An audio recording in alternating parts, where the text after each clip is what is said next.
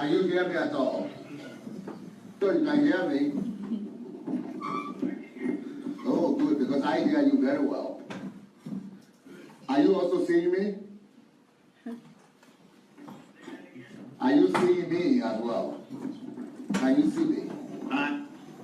Oh yeah, I can see you. Okay. And your wall with the projector shining on it. Ah, that projector was supposed to be showing you. Okay, Eagle, is there any way you could make it? You could make, show the hall, the class for him. Let him see the class first. Nada po no, option. Nada pato redaktiro będę tam Tak, Nada obraz liczne. Yes, well, we are hard workers. Ale co to jest liczne?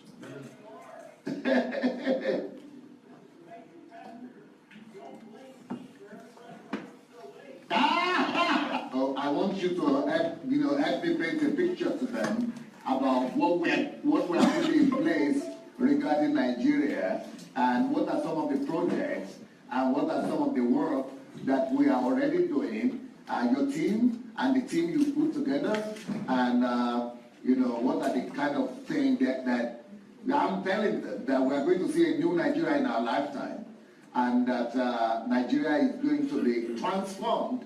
And this is not just about religion, but we're talking about economic transformation, social transformation, and national development as a whole. And so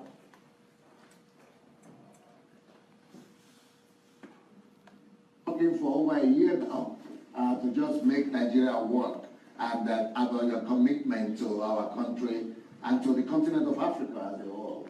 So, Brother John, please, here you come. You have the word. I will. You interrupt at any time you wish, Pastor. Okay. But I'll describe to you what we have developed as a vision and a plan. And of course, it is all subject to your final agreement once we meet and go over it in detail and in person. Yes, sir. But we do see Pastor's summary of the vision as very accurate. That is, we are going to see Nigeria transformed in our lifetime. Amen. And we are going to see the kingdom of God in every one of those 750 local governments being literally and figuratively lost. Our vision will unfold in the following way if our team in Nigeria agrees with it. Yes. We will deploy teams of 2 people each in each of the 7 districts. And they will have the job to take the gospel of Jesus Christ to the people in that district. 5 years on the average for each team to reach every person in the district. They will start with the leaders. And once they...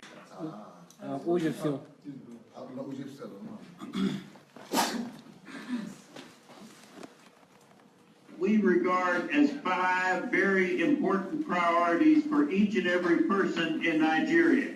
Of course, the first one is to know who Jesus Christ is, and it is through him that this transformation effort is taking place. Yes. Whether they or in the northern provinces, that is of no interest. We will still take the gospel to every leader and every person in the course of this 5-year period.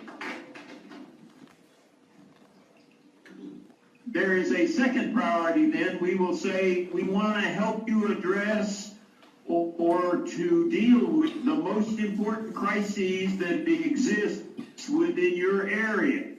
Are there people who don't have clean water? Are there people who don't have adequate housing or clothing or food to eat, or who need a job, or who are recovering from a disaster or terror wars or a conflict of any kind on the civil basis? Or are there people who are displaced and have humanitarian emergencies that must be addressed? If there are, we want to make that our first priority for being of assistance to you. The second priority is that we want to deal with what we call chronic deficits. That is civil conflict, displaced people, corruption, addiction, and other problems. And in order to do so, we not only have monetary assets that we will bring to bear to either build housing or provide food or the other things, but we will also offer training. Everyone wants to do a project to help the people of Nigeria, and that is the most important thing, is to live out Matthew chapter 25, verse 40, where Jesus says, if you do this for the least of these, then you're doing it for me. So we want to reach out to the most needy people first, and then work our way up the chain to those who have economic opportunities and other things that they can offer. And in that training, we will offer an 8-part training program that will take, if, for example, a county executive or a district executive wants to do a new bridge or a new building or a new park in his community, whatever, we will say, we'll let you plan that project, but we also want you to go through the training that we have that relates to this. The training will focus on the 7 important parts of making the kingdom of God a reality in that community. From a biblical world, you stand to God who created heaven and earth. Then from the standpoint of building the economy, then from the standpoint of improving education for all to receive, then the needs of the family and what a kingdom of Jesus family looks like, what a kingdom of God government looks like, what a kingdom of God media looks like, and lastly, what a kingdom of God church looks like. The training will cover 497 topics. It'll take 124 hours. So we basically are going to take them for a month and put them through interactive training that acquaints them the why of what we're doing and why we believe Jesus wanted to reach out to them through this effort. Our next priority is to clean up environmental disasters and modernize the infrastructure where we need to build or improve roads or clean up the water in a river, lake, stream, or harbor area, or clean up the air in a community. We want to provide the resources to do that and employ people who will do that work. We want the best for the people of Nigeria in what they all share as communities, rivers, waters, clean air, clean harbors, and beautiful communities. And if we can meet those priorities, and we have money allocated for each one of them, the last priority we'll address is to do economic development projects that are going to produce jobs and employment. There are 13 economic sectors where this work will take place, and each province of Nigeria will have money allocated to it in each of these categories. But they must submit the projects to use that money. And if they don't meet our very difficult, stringent criteria for a project that is best practices on the world standards, sustainable, produces jobs, benefits the people, benefit the community, and will be there 50 years from now, we're going to say work on it some more until it meets those criteria, and when it does, we're ready to interrupt the funding. But we want projects in the agricultural area. We want projects that enrich the culture and history of each community. We want ones that do economic development. We want ones that do education, vocational training, and human capital development. We want ones that develop the energy infrastructure of the country in every community, as well as at the national level. We've actually allocated money at the national level for the national power grid upgrade and for power plant modernization. The next category is environmental cleanup. The The next one you'll love is healthcare. We want to deliver the best healthcare that Nigeria have ever had. The best hospitals, the best community clinics, the best training for doctors to address the epidemic of cancer head on. We have a company that has a technology for dealing with cancer that if it is accurately diagnosed, that is the location of cancer is accurately diagnosed, it is 100% effective and is done on an outpatient basis. It takes less than 4 hours with a follow-up visit in a month to 6 weeks to make sure it's all gone. And we've looked at tragic reports of the incursion of cancer among the people of Nigeria, especially breast cancer for women, which are heart-rending. Literally, when Pastor Sunday and I talked earlier today, I was meeting with his good friend, Bishop Kicker and Millmunder, explaining the cancer treatment process and showing him photos of the tragedy of cancer that is untreated and undealt with. We want to transform the health situation, especially in the cancer area and across the board for every one of the 170, 200 Nigerians. The next area of support beyond that is developing the manufacturing sector, where there are existing plants that either can be reopened or modernized. We want to do that. Where there are new plants that are needed that'll produce jobs all throughout country, and we've allocated money for manufacturing to every single province, we want to fill those plants. The next area is natural resources development. Where there are natural resources that need to be further developed, we want to invest in doing that with good enterprises, good jobs, and Nigerians controlling their resources, not anybody else.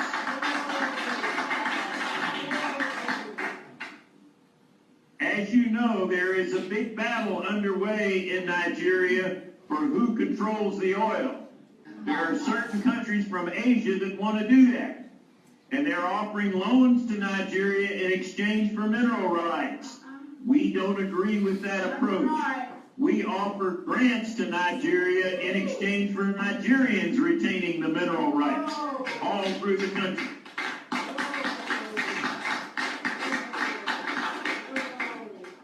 The next area of development that we envision is the rural areas. Farm communities, country roads, internet, all the things that are needed to make the rural areas as healthy economically as the cities are healthy.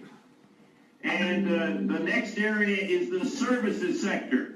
We want to train people in the best practices in any one of the service industries so that Nigeria is a model for Africa in what is being done in retail, wholesale trade, and all the many services that are there, and provide good wages for people who work in the services sector, and always that takes investment to get to that point. The next area of development is transportation. Every single province will have a budget for building up its transportation infrastructure, developing new roads, new bridges, and other things, in addition to money that's available at the national level for transportation. The last area is urban development. That is the cities, the parks, the government structures, the infrastructure, the things that make the urban areas as appealing as they possibly can on the best standards.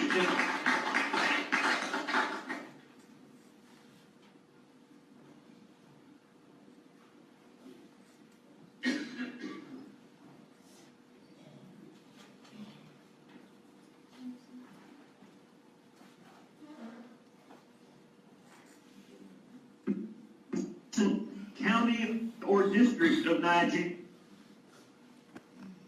We've done this in other areas in what was the former Soviet Union.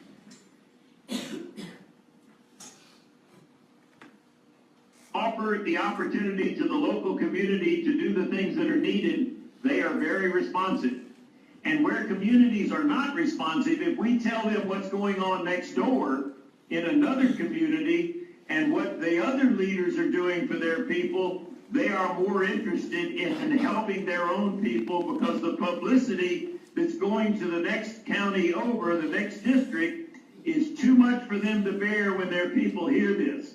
And the man seated in that big pink chair will be the best spokesperson for these kinds of progress and changes, so that we can let everyone know this case and encourage it in every one of the 757 districts.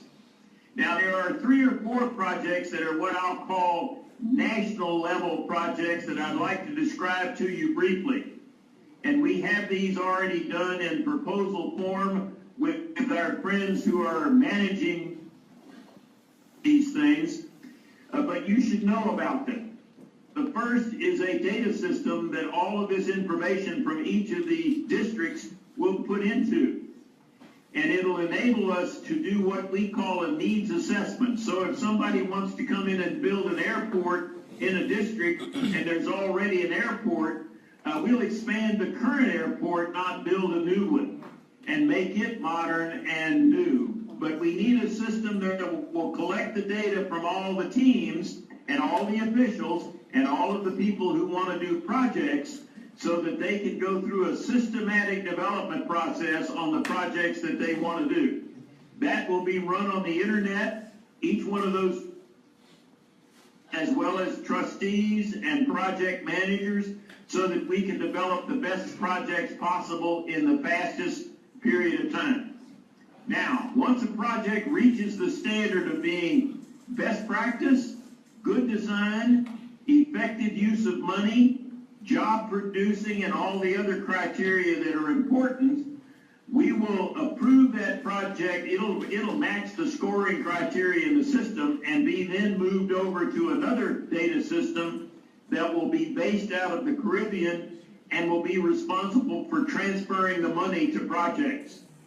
This system is so sophisticated that it can even do the payroll for building a new airport in a province or district, down to the level of the person doing the work on the job. So every employee not only has to go through the training, but they must have a bank account into which money is transferred as they go through each pay period. It'll go directly into their accounts. The reason being, we are confronting corruption head on and eliminating corruption in the Republic of Nigeria in Egypt. And the best way to do that is to pay people directly, pay suppliers directly, and work with local trustees who are honest in approving that the work that's been done is exactly what was promised and that the materials furnished are what was promised. Now, an important element of these projects is that the local people should be prepared to contribute a part of the cost of the project. It can be in the form of land, it can be in the form of materials, it can be in the form of security, and we must have security for projects, because if they allow terror groups to come in and stop a project, we will shut it down. Or if we get reports of corrupt, it will be shut. So we must have local cooperation to match the resources that are being provided, so that everyone has a stake in the success of that project. And when it's completed, we will have a celebration, joining together the people who did the work and the people who are going to benefit from it, and celebrate the outcome of that work in a very visible way and televise it all through the country, so that everyone knows what's been accomplished. Another of the national projects that you'll find interesting is what we call street and highway lighting.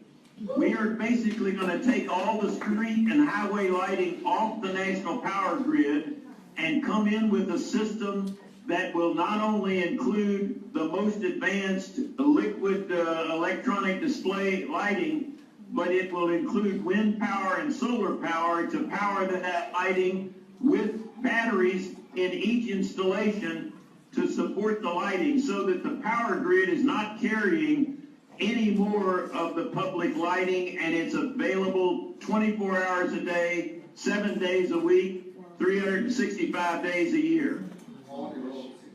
And in addition, there are 140,000 kilometers of roads in Nigeria. We are going to see every one of them lit up. And on that same installation, there will be internet, Wi-Fi connections, security where it's needed. If it's a sensitive area, there will be cameras that can detect location security problems. There will also be tracking devices for sounds. If you say you have an oil port where somebody's coming to try to come in and take it by force, this will even tell you where the gunshots are coming from and report it to a national command center so that it can be stopped before it starts. Now, if there's an emergency, like a big typhoon comes in or a tornado or something else, this same system will be an independent communication system to every community in Nigeria, so that the president could, in one announcement, tell everyone in the country what has happened, what's being done about it, and how steps are being taken to be able to mitigate any adverse effects of any event, whether it's man-caused or weather-caused or whatever it is. This doubles as a new communication system while it provides internet connection to every village, town, building, room, floor, and family. Now, sorry, John, could you please start that part again? The national grid and the electricity, the lighting of the roads, all the highways, all this last piece, segment of the presentation, could you start again? Because we're having some challenges here a little bit. So start that afresh, please, with the national grid. There are 140,000 kilometers of roads and highways in Nigeria. We want to provide new and independent lighting for every one of those roads and highways. We also want that lighting to be powered away from the national power grid, because the power grid is already overloaded with public lighting requirements that it can't carry without being expanded dramatically. We do want the power generating capacity to be expanded, but we want this lighting system to be independent of the national power grid and generating capacity, because we want that new capacity to be used for new industries, new jobs, new homes, and new manufacturing facilities where they're needed. And we want to use wind power and solar power to power each of the poles that are carrying this lighting. Each of those poles will have what we call a Christmas tree on top of it.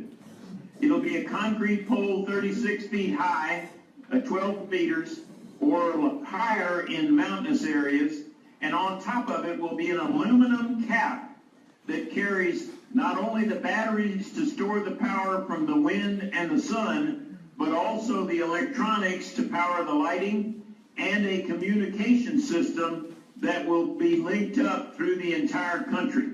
So it'll provide internet connectivity to every single area of the country, Wi-Fi communications, and emergency communications, and it will be independently powered, so that if the generator plant goes out in that area, you'll still have lighting on the streets, you'll still have communications.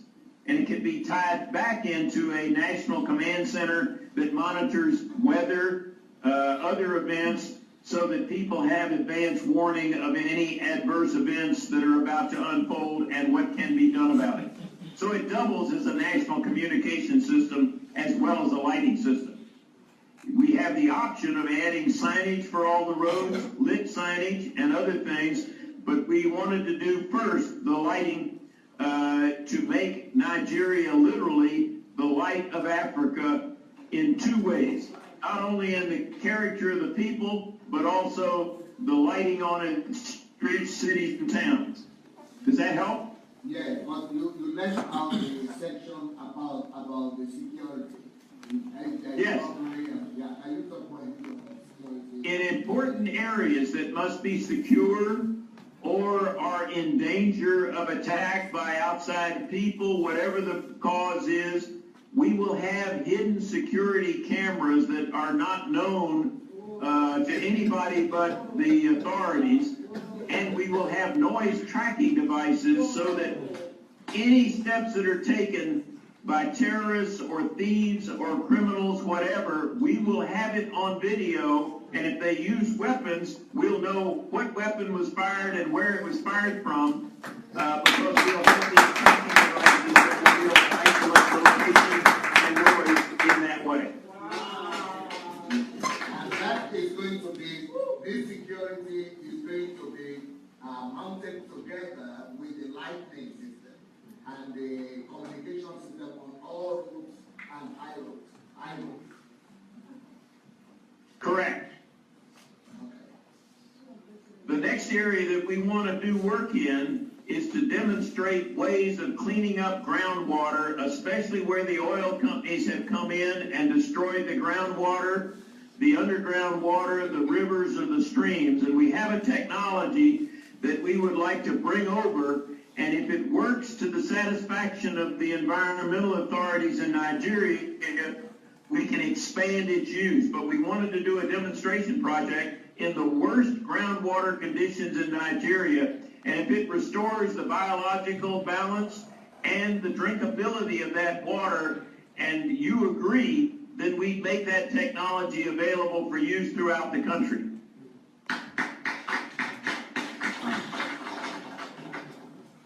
And the last project that we've submitted a proposal on that we think you will like is this cancer treatment project. The basic plan is to come in and train whatever doctors are interested in being involved in cancer treatment on the use of this system, to provide support for them in the form of the machine that runs it, and then to inventory the supplies that can be used to do cancer treatment throughout Nigeria, starting with breast cancer and then moving into other areas as we overcome the breast cancer epidemic that's already underway. I just gave our mutual friend, Bishop Millender, a report on the incidence of breast cancer in Nigeria, and it's tragic what has happened because people cannot get good treatment on a timely basis or good diagnosis. So we have a company in California that has developed a very reliable treatment system that we would like to enable to bring into Nigeria and use Nigeria as the springboard for cancer treatment throughout Africa once it's demonstrated there and accepted. Now, these are hard things to implement in areas where doctors want to earn a lot of money, or they want to put you on chemotherapy that costs many thousands of US dollars and other things. So we are basically working around them to provide a low-cost, highly effective treatment system that uses what's called cryoablation. That is, a needle probe goes to the area of the cancer. It's detected by sonogram, and the needle probe is positioned right in the middle of that cancer tumor, and then it freezes that tumor for a stipulated period of time and then gradually unfreezes it so that all the cancer cells are killed and absorbed into the bloodstream, and then the needle is withdrawn. So it's a 4-hour treatment. It requires a Band-Aid on the area where the needle was inserted, and the patient leaves on the same day they came to the doctor's office, and they don't have to take anything except a painkiller for a half a day, and then they come back and get it checked after a month. It is so good that we want the people of Nigeria to benefit from it as a part of this. So that gives you sort of an overview, and the man seated in that beautiful chair at the head of the room has ideas that go far beyond ours, but we want to know that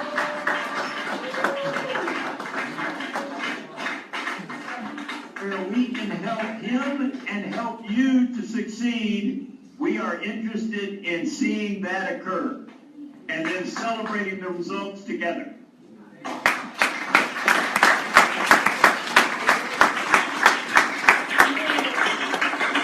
Any questions from the hall, from the auditorium? Anybody want to ask? Yes, please. This is Adelaja. I'm more interested in what's going on in the healthcare field. I'm more interested in knowing what's going on in the healthcare field. Are we talking about improving the primary healthcare and leaving the secondary and the tertiary to the federal government and the state government? We are talking about local leaders taking a leadership role in improving primary health care. In some areas of the world, we think that is through local clinics that treat inhabitants of the village on an individual basis and serve as the channel for the provincial or regional hospital system. But in most areas, our concern is there is not good primary care available outside the major cities. And so we would like to make primary care the top priority, including even building clinics, for example, where they are needed in small villages and towns where people have a place to go to get help from a physician's assistant, a small pharmacy, and a treatment area. Plus, we would add to that clinic a little meeting room so that the community has a place that they can gather and meet socially or otherwise when the healthcare clinic is not in operation. So it serves two purposes. And we've seen examples in Ukraine, for example, of the old communist buildings that can be converted to clinics and again be welcomed as places where people want to go and meet and get healthcare treatment and get medicine when they need it. We want to follow the same model in Nigeria of local clinics that treat people on a primary care basis toward preventive care and good primary care to lower the incidence of serious illness and other problems once you go up. Now, there is also money, and this is the healthcare area. We've allocated $80 million to projects down to each of the 35 provinces. So each province would have anywhere from $1 to $8 million to put into clinics, training, whatever they want to do to improve the health of their people, and to then monitor that health so that we see the improvements occurring over time.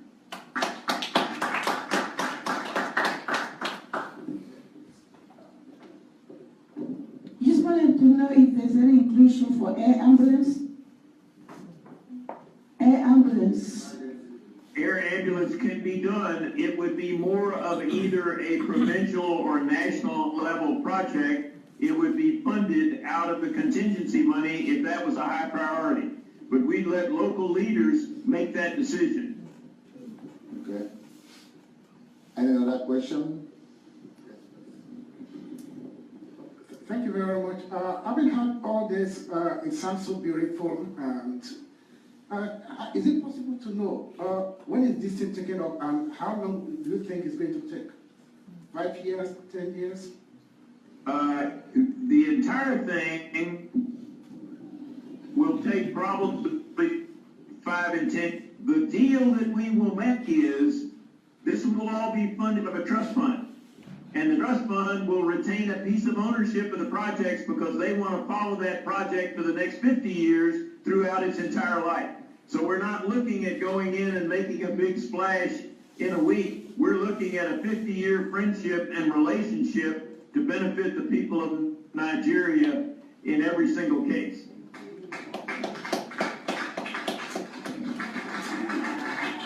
Another question? Another person has to ask another question? Yes, please. I'd like to know if the cancer treatment has been used in any other country. You mean this process we're talking about? Yes. Yes. We are about to start it in Ecuador. We are going to do it in Dominican Republic. And so there's some Western Hemisphere countries. We actually have 9 pilot areas of the world that we are going to do it. Canada, United States. She's talking about the cancer treatment, the one you spoke It's about. already being done in certain areas of the United States, and we want to use Nigeria as the springboard to India and other countries around the world for that cancer treatment. We want you to be the leaders in the international sector. Yeah! Thank you so much. This appears to me to be a parallel government in terms of the scale of the operations that you are going to do. My interest is how are you going to coordinate with the federal government to be able to run these projects? I'm making an assumption that some of the interventions that you plan to do, probably the federal government might also have planned to do them. So how are you going? They could well. Yes, that's a very good point. We will have a staff that I'm hoping you are part of that staff in Nigeria.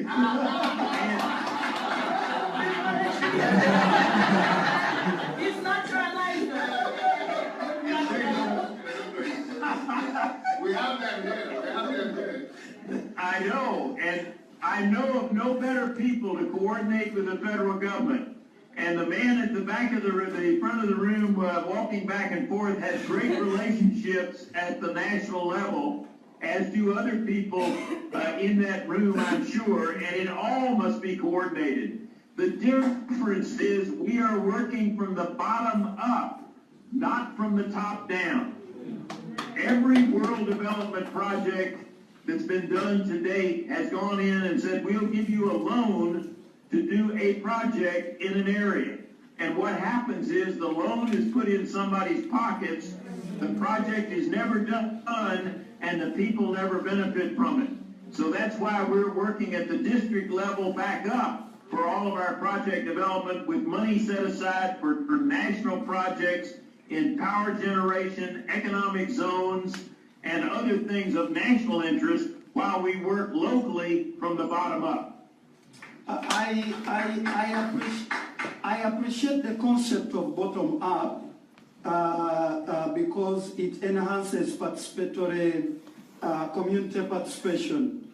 How different is your approach going to be from the one of the development agencies? Because I'm aware that there have been a lot of interventions, say, from the World Bank and others that also attempt to use a participatory approach like you are going to use.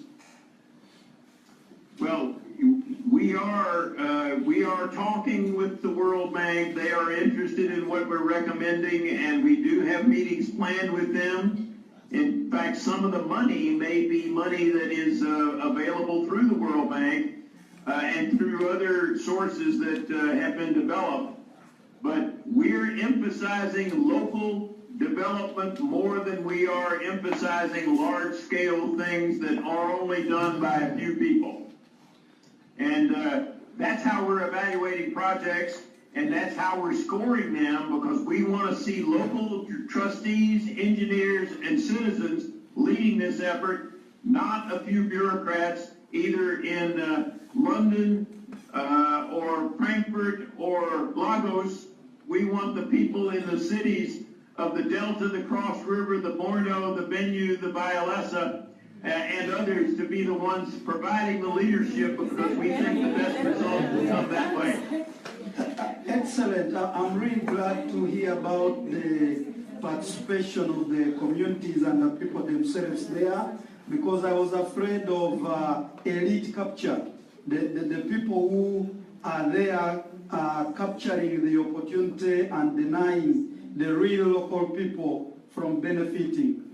But also, which you are exactly right, and that's why probably 40% of the world's people are living in conditions that you and I do not regard as adequate, because the elites have captured the money and the control, and the people have not gotten the benefit. Maybe to seek your indulgence finally, I'm still more interested in the system of dealing with corruption because that's really our nightmare. Yes, I heard you talk about setting up a banking system where it's easier to pay the workers via the bank. But apart from that, are there any other mechanisms in place to deal with this problem of corruption? Yes, we are going to have third-party experts evaluate projects, assure that the budgets are realistic, assure that there are no elements or areas of the budgets that could be subject to corruption, assure that the suppliers are reliable, and watch the work. If it's a big project, we'll have full-time people watching the work and approving the progress against the budget and schedule of what needs to be done, so that we're only paying the people who are doing the work. And if corruption gets in the way of it, we will shut the project down with the concurrence of the leadership team in that area, because we are not going to tolerate corruption in any form or at any level.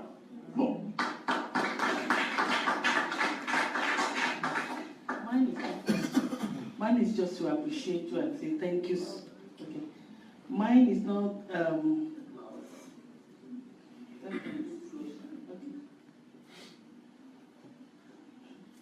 Mine is not a question. It's just to appreciate my society. That thank you so much.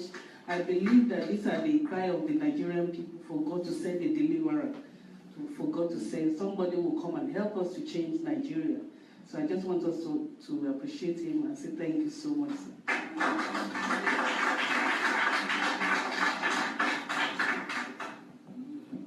We think it's what God wants all of us to do, and obviously you agree. Hello, sir. My name is Lola Shironki, and I want you to correct my thinking about what I thought I heard you say. When you were talking about paying out, you also talked about some money that was that people could pay in form of money, a little fee, or they could sell land. Could you clarify that, especially the land parts?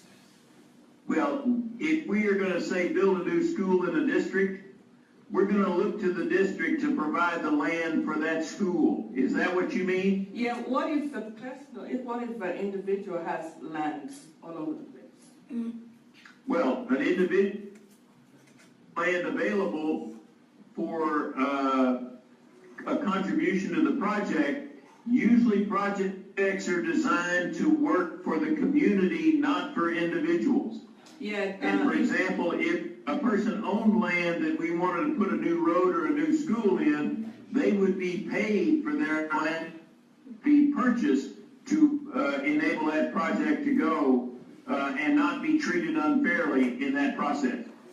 All right, thank you. Is that the issue that you're concerned about? Yeah, also I wanted to know if, you talked about if the individuals contributed the land. How does that work? Not individuals. Oh, communities. Okay. All right, thank you. All right.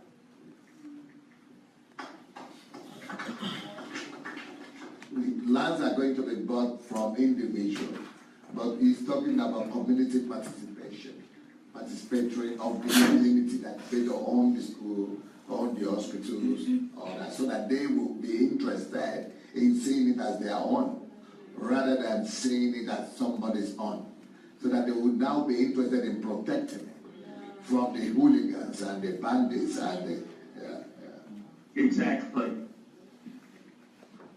Now, there's one result of all this that I should point out. The gentleman with the microphone has this beautiful head of black hair. As you notice, my head is all white hair. So when this project is done, he will have white hair as well.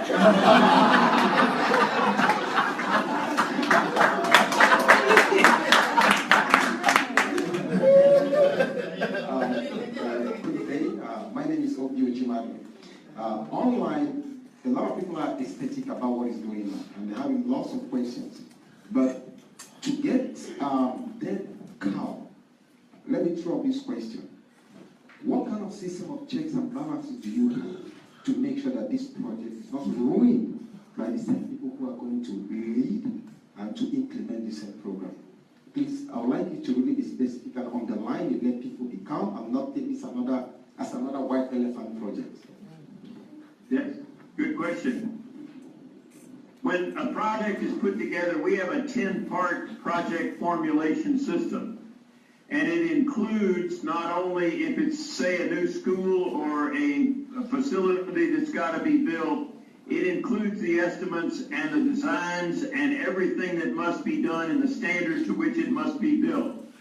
Those standards will be reviewed by experts either within Nigeria or outside of Nigeria to make sure that it's the best design, the best budget, the best materials list that you can have, and that it is followed rigorously as the project is developed against a schedule and against a vast reference library of what we call best practices. So if you're opening a new store that sells shoes, you'll even be able to find out how to set up your inventory, how to train your customers, how to train your employees, how to treat your customers, and every aspect of that operation being done in the right way. And the big system that enables this to be done is that project leaders will have access to this so that they can reference those best practices and apply them in the local community. And then we will monitor through this big payment system how the project is doing over time. Because as I mentioned, we're looking for a 50-year partnership, not a one-time effort that doesn't result in good and benefit to everyone. Well, I think what Obi wants to also know, I think you have mentioned that a little bit. You need to point that out again, that we are having a separate budget and we are creating a team, a budget to create teams in every of the states and every of the local governments, that we are going to train people on specific kingdom principles and training materials, the number that you mentioned, the number, and that people are going to be trained on ground. And these people are going to be participating in monitoring and overseeing the work that's going to be going on ground. Yes, indeed. That's a good summary. Yes. Can you also, please, the first project, I want you to just have a quick run over all the major projects again. You just the quick run. The first thing you mentioned is the fact that we are presenting Christ. The second one you mentioned is the emergency needs of the community and of the provinces and of the people. Just go through the whole thing again, please. Okay. First is sharing the gospel. The second is addressing the crisis needs, i.e. lack of water, food, shelter, clothing, or a place for people to be in an emergency. The third is what we call chronic deficits, problems arising out of displaced people groups, civil conflict, terror, corruption, addiction, and others. Okay. And we actually have a training program for the addiction problem as well. Now, would this cover the environment and modernizing infrastructure? Before you talk about the environment, would this also cover the most acute need in Nigeria now, which is feeding? And feeding is not just for displaced people. There are just a large percentage of the country that is acutely poor. Is there going to be any food provision or feeding program that we could just, like a relief system for the poor people to start with before we could set them up in business and in microfinancing? Yes, indeed. And there is money set aside for those contingencies in every single province. I can give you the number of U.S. dollar equivalents by province if you want them, but I don't think you want to take that time tonight. Do you have it just in front of you right now? Yes. Please go ahead. the total contingency money is 690 million US dollar equivalents in Naira. And for example, the Aba province has $1.4 million to use for contingencies for any place that they need to feed people or meet crisis needs or do things that will forestall problems in their population. Every single province has an allocation like that. Okay. And it totals $690 million. Excellent. Go ahead, please.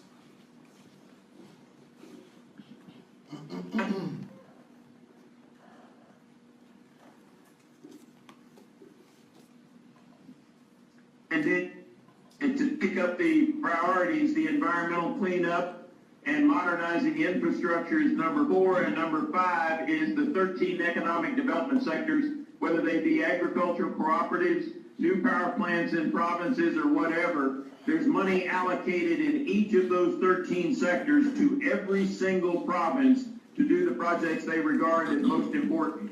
In cooperation with their district leaders. Can you mention the 13 sections again, please? I'm sorry, I missed the question. Yeah, please go through the list of the 13 sections. Oh, okay. Here are the categories where money has been allocated to each province. National training, that is to give the training to the people involved in the projects. The second is national staff. This is what pays the distinguished people in the room as well as every single district. The third is staff at the provincial level. The fourth is support at the provincial level if engineers are needed or doctors are needed or whatever to staff healthcare programs. That support would be available through that budget. The next area is the national power system, that is generating plants and the national grid. The next area is economic zones where more than one province is involved on a cooperative basis. We can provide money for that. Then we go to agriculture, culture and history, economic development, education and human capital, energy development, healthcare, manufacturing, natural resources, rural development, services, transportation, urban development, and then contingency money. Down to the level of every single province on each item, based on population.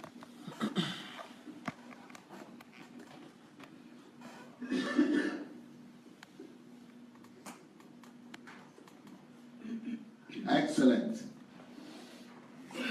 Hello? Yes, sir.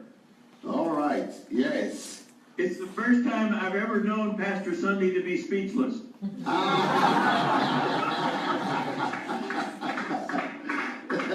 This is one of the richest men of the Lord's Word I know, and I've never heard that much silence from him at any time we've known each other for 20 years.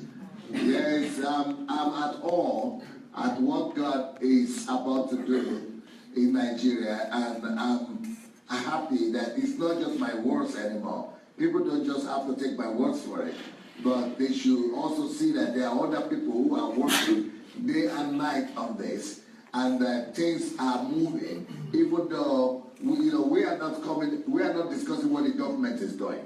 This is not political, this is not having anything to do with the government right now, but this is just what our team is putting together by the grace of God. So, well, thank you so very much, John. And, you did a great job, and we're looking forward to when God will open the door for us to move into Nigeria.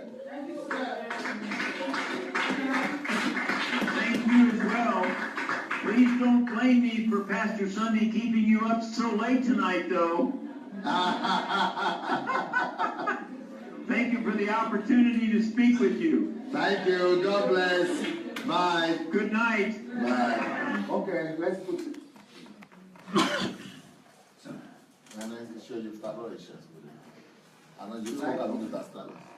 And let me tell you about This second, plan for Nigeria, another for the transformation of Nigeria and Africa.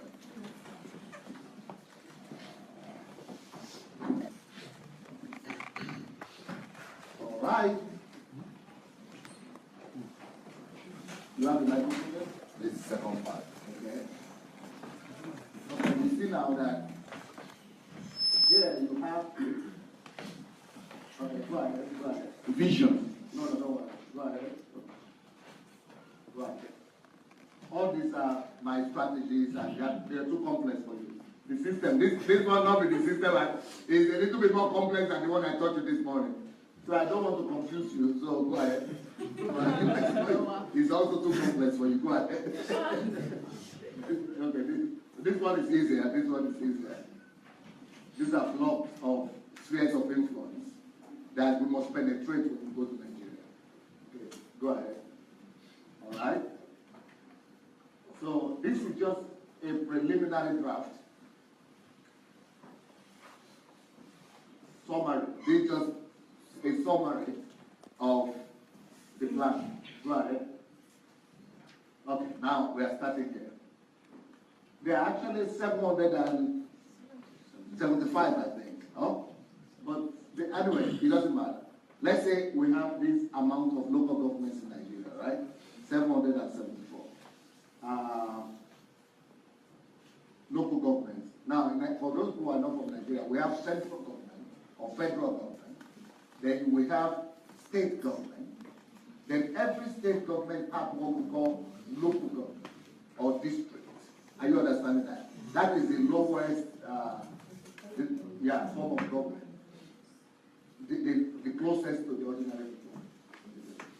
So each local government will have like a town or two towns. Towns. Normally one big town, and all others are smaller villages, some small, some big, but one or two towns. Normally not more than one or two towns. Others are just villages. So it's quite local, but close to the people as well. So my dream and my idea is this: to start projects in every one of those local governments. So let's say we have 36 states in Nigeria, and that's how many we have. 36 states, but every state have nothing less than 15, maybe 10 local governments. Some states have 10, 15, 13, 18, 20, 23, 25, something different. So if we have, what states are you from? Lagos State. Let's say you come from Lagos State, and we have, look who came to see her. Lion and Charles. Hey, Mr. Charles Emmanuel. You will enjoy you. How will you let some of that your pot? Eh? You didn't have it the last time you were there. Something has happened. God will take care of you now. Yeah, thank God, thank God. You come and lay hands on me when you are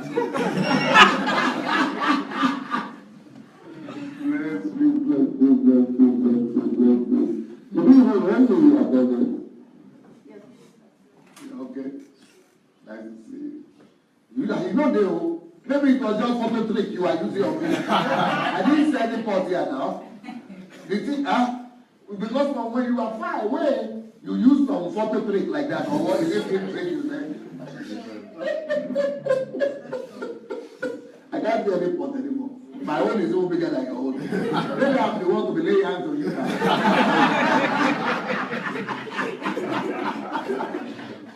Welcome. Thank you for this pleasant surprise. Okay, where did I stop?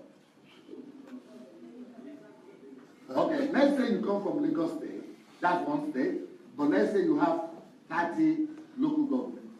So if I'm going to start projects in all 30 local governments, it means I'm going to have So Lagos State is going to have at least 30 projects in the name of Adelaja Foundation. That's what we want to do, from the Adelaja Foundation. 30 projects minimum in that field.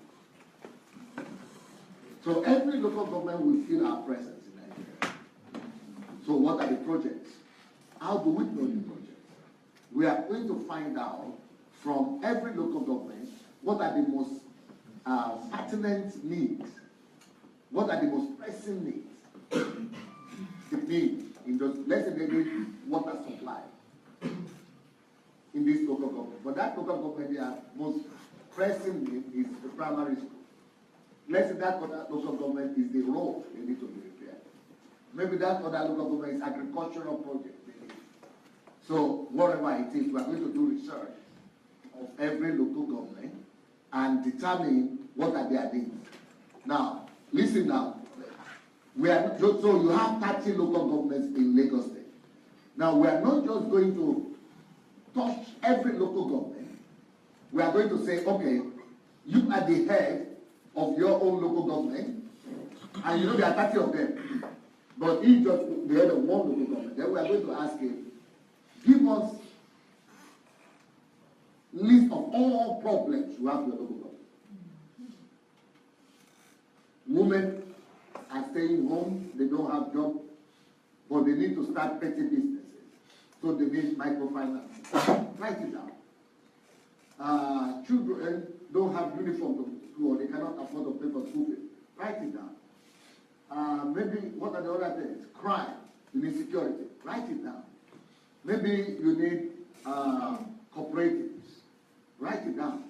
So he writes down all the needs of the society. And our goal is this, to start from 1 to 100 projects just for that local government.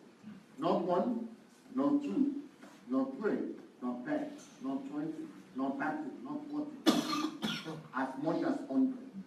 If they don't have as much, good. But if you know, we are ready to commit 100 projects to a local government.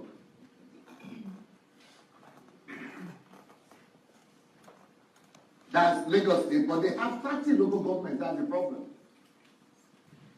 So if we do that 100 projects in this local government, what happens to the other local government?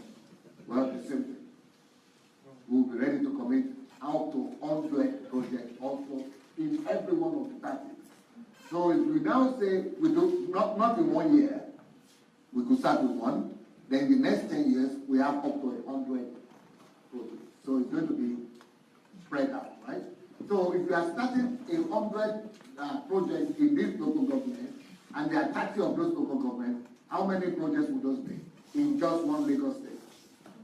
That would be 3,000 local Sunday Adelaja projects, meeting the 3,000 different needs just in Lagos State alone. By the time we are through, every family will have had a taste of it, or will be having constant touch with us. That is what we call transformation, national holistic transformation. That is going to be more intense than what the whole government of Nigeria has done since independence. And now, think about this. We have such local governments. We have 774 of them. Multiply that by 100. That is 77, almost 80,000 projects at the same time all over the country. That's what it is working. It's a kind of challenge that is working. And that's why I'm going back to Africa. And that's why I don't need help Africa. And that's why we're going to raise up men.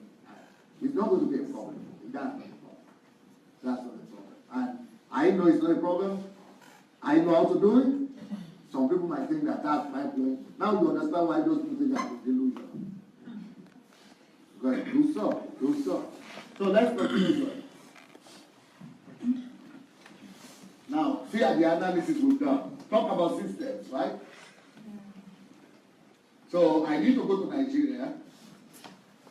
I need to do a system for Nigeria. So who understands what you see? Can anybody come and give a description of what you are seeing right now?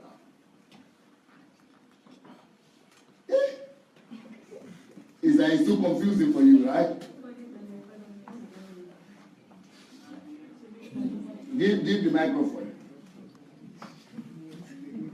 In Abia State, the population is You have to three. stand this way so that they will. Yeah.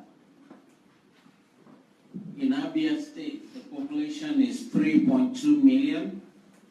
There are Show them where the population is. there are So the first, tell them the first table, the first column.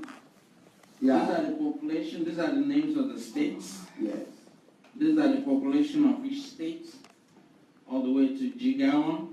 These are the number of local governments in this- every state. Yes. If we do 100 projects for every local government, 17 times 100, that'll be 1,700 coaches going up. No. You just missed something right there. No. Let him say it again. Repeat that and say it again. There are 17 local governments in Abia State. Good. So each local government is going to get 100. Why are you pointing your fingers down? Down. Yeah, why are you taking your fingers down? You don't need to take your fingers down. Oh. Because if you take it down, then you go to another one state, another state. So there are 17 local governments in Abia. Each local government is going to get 100 projects. 17 times 100. Then go to the next column. That's how you get this figure. What figure? 1,700. Well, no, you are not on 1700. You're on, okay. He's showing some, oh, the day is a bit late. Yeah, okay. That's 1700, right? So we're going to start the project in 2017. The figures you see here, multiplied in thousands. That's the amount of the project. In 2018, the same amount. So we have calculated, including the money that's going to be involved for every local government and for all the number of projects. Then can you go through the states?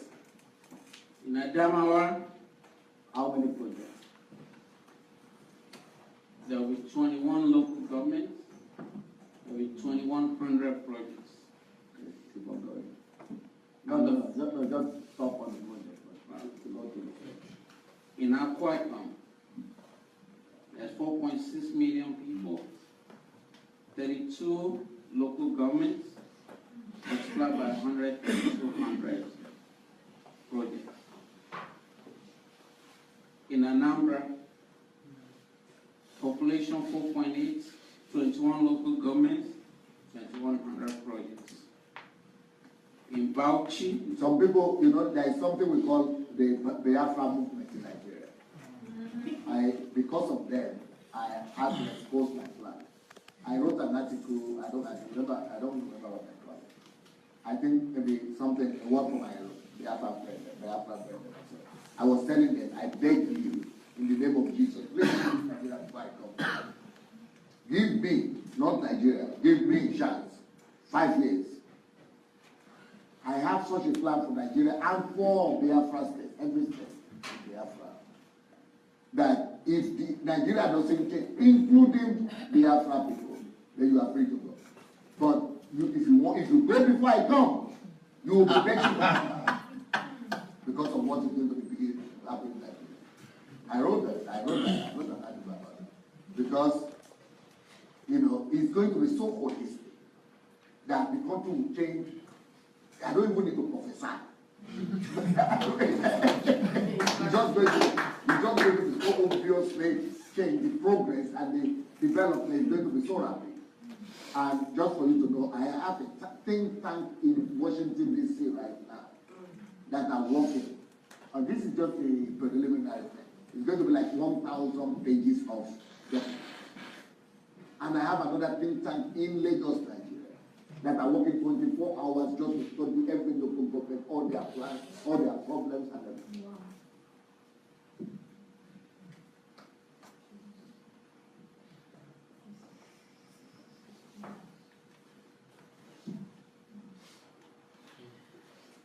And And I don't want Biafra to go. I don't want the eastern part of Nigeria to go personally. Because personally I believe in. But the Igbo people, they are not Biafra. The Biafra people, they don't represent our people. But I'm talking about not the Biafra, I'm talking about the Igbo people, the eastern people. I believe in them so much. Personally, I believe that I want to invest in two groups of people who are very passionate about it. I believe in my Jebu people. Yes, I believe in the Jebu people. Yes. And maybe because I'm from there, but maybe I'm biased a little bit, but I noticed something in the Jebu people. They are kind of different. From my own analysis.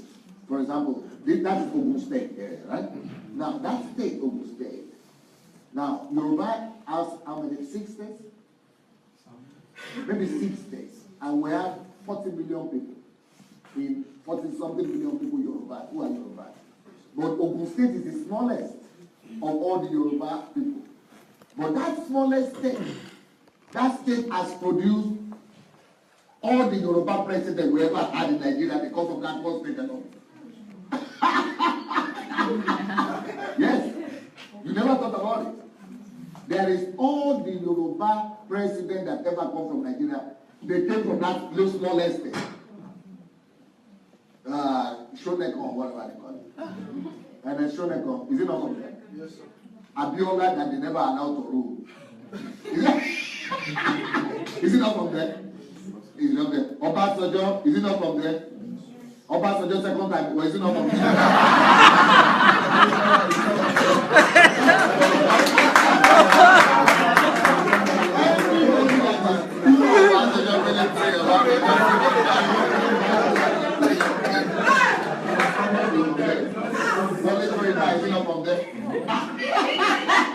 So who remains?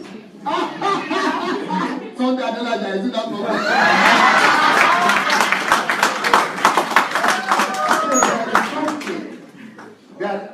The richest black man, the richest black Nigerian, apart from Dangote, is from Ogun State. Adenuga is from there. Oba Otedola, is it not from there? From there. Shubomi, what's the college? Shubomi Balogun, the owner of what bank? SCMB Bank, is it not from there? So anybody that is who in Yoruba land, so something must be happening. So I want to go,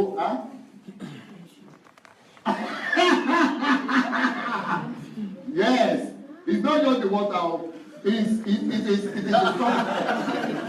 It is everything. The water, the land, and I can prove that to you scripturally. And preach it to you. The effect of land, where you grow, and where you walk, and the food substance you eat, on what you become in life. They are in Ogun State. All the mega churches in Nigeria, Redeem, Deeper Life, all of them, Fire, Mountain of Fire, all winners, all of them are in Ogun State. All of them fire at the mountain.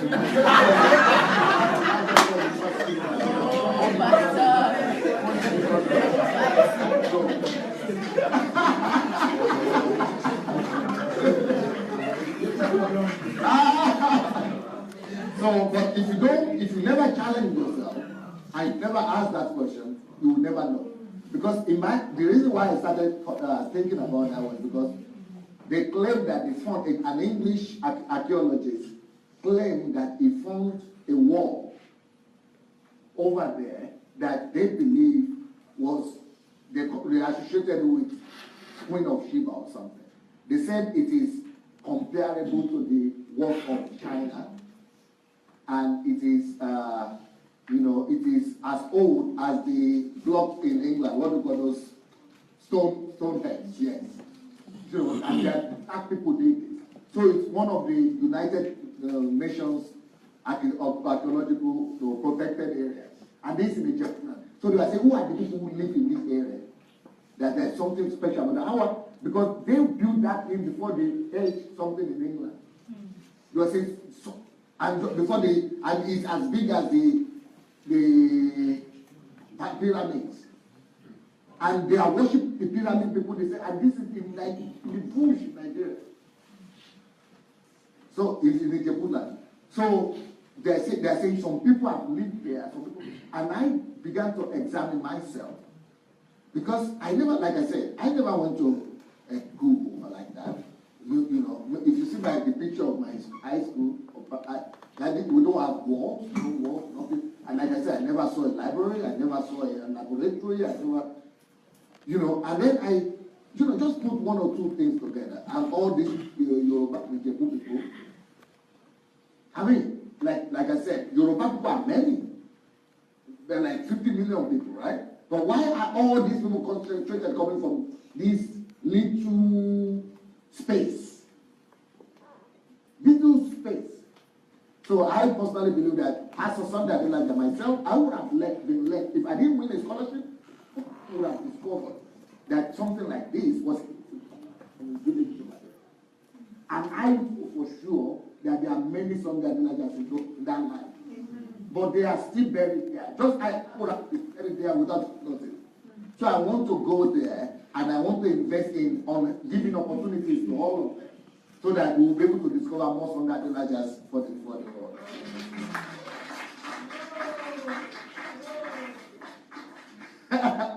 Are you from there? Ijebu?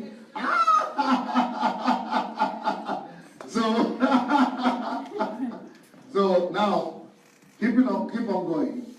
Then the same conviction that I have about the Jebus and the Ogun State people is the same conviction I have about the Igbo people. There is something about it.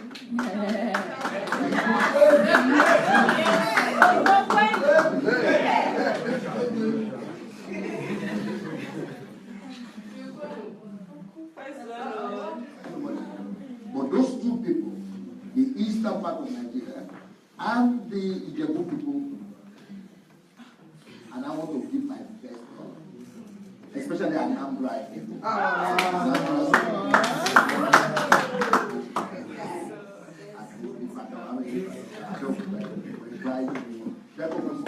And Anambra State. I am really interested. You are from Anambra State. Yes, you see, one of them is here. Amara is here. Anambra girl! Igbo girl, Anambra girl. You are Igbo. You are Igbo. Abia State. Okay. You used to be Igbo when we begged. So that's why I don't that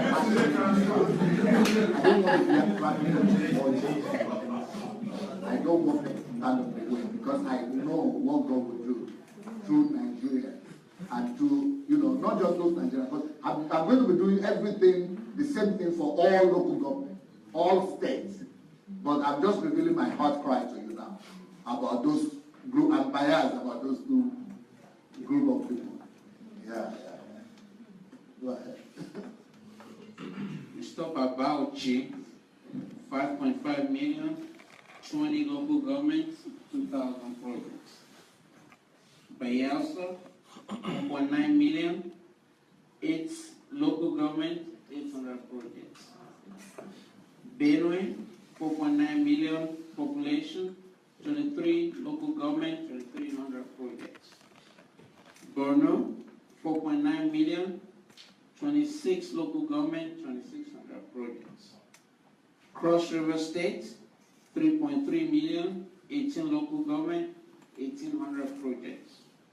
Cross River, Delta, 4.8 million, 24 local governments, 2,400 projects. Delta, Ebonyi, 2.5 million, 13 local government, 1,300 projects.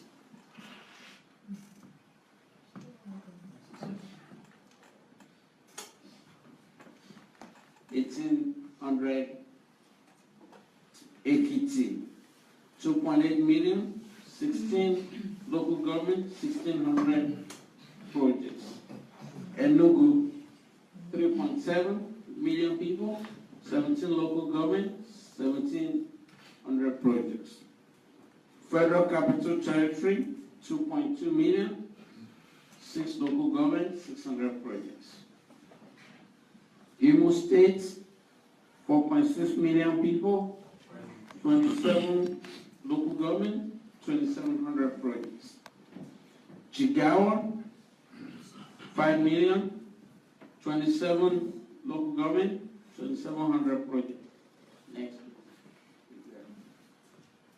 Kaduna, 7.1 million people, 23 local government, 2,300 projects. Kano, 11 million people, 44 local government, 400 projects. Katsina, 6.7 million people, 34 local government, 3,400 projects. Kebbi, 3.8 million people, 21 local government, 2,100 projects. Kogi, 3.8 million people, 21 local government, 2,100 projects. Kwara, 2.7 million people, 17 local government, 1,700 projects. Lagos, 10.9 million people, 20 local government, 2,000 projects. Nasarawa, 2.1 million people, 13 local government, 1,300 projects. Niger, 4.6 million people, 25 local government, 2,500 projects. Ogun State, 4.4 million people, 20 local government, 2,000 projects. Osun State, 4 million people, 30 local government, 3,000 projects. Oyo State, 6.6 million people, 33 local government, 3,300 projects. Plateau, 3.6 million people, 17 local government, 1,700 projects. River State,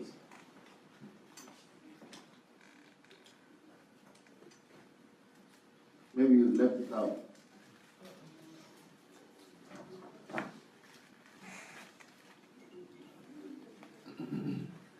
Don't worry, we will fix it, we'll fix it. Keep on going. Plateau State, 3.6 million people, 17 local governments, 1,700 projects. River State, 6.1 million people, 23 local governments, 2,300 projects. Sokoto, 4.3 million people, 23 local governments, 2,300 projects. Taraba, 2.6 million people, 17 local government, 1,700 projects. Yobe, 2.7 million people, 17 local government, 1,700 projects. Zamfara, 3.8 million people, 14 local government, 1,400 projects. Subtotal, you can see it in dollars there. There's going to be a Nigeria project office, they have a budget too. Ukraine liaison office, that's their budget. US project office, they also have a budget. The total amount that's expected to be spent in 2017. No, you don't need to mention.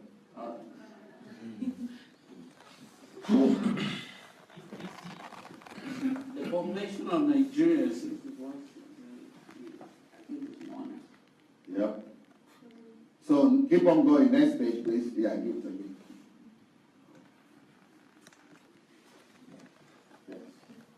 Number one, village healthcare clinics. They are vital projects for Nigeria. So number one is village healthcare clinics. So I'm just using this as an example of projects, right? Like 100 projects. So things like this. Just reveal an example of it. Yeah, go. Wait, go back. What are these things? These are videos of what they are going to look like. What we have done is that we've done research of any project that we mention here, we have videos of how they're going to look like. These are the things you are seeing here on different continents. Number 2 project, primary school modernization. 3, secondary school modernization. 4, agriculture cooperatives.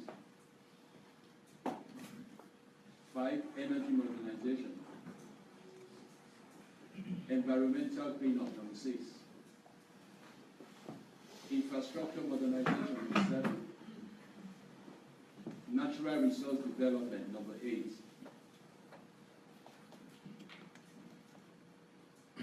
Entrepreneurship, development and small-scale business, number 9.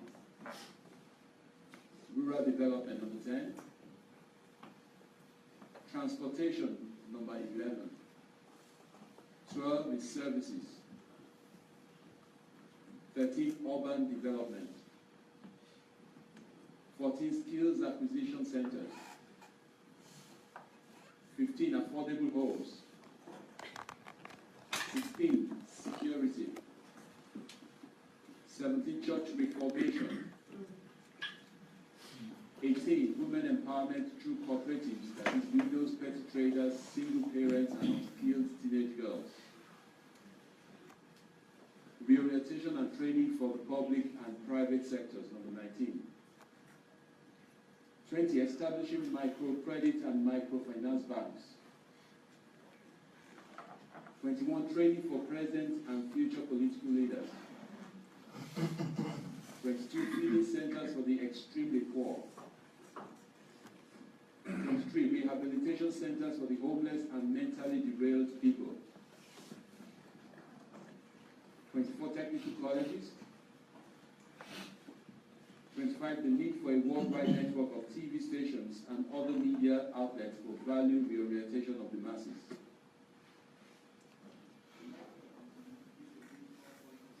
And unrighteousness in society, number 26. 27, have an investigation company with detectives for proper on all matters.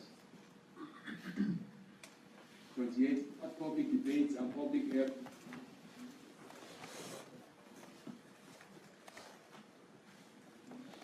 History makers training in secondary schools and universities, intensive boot camp type of training.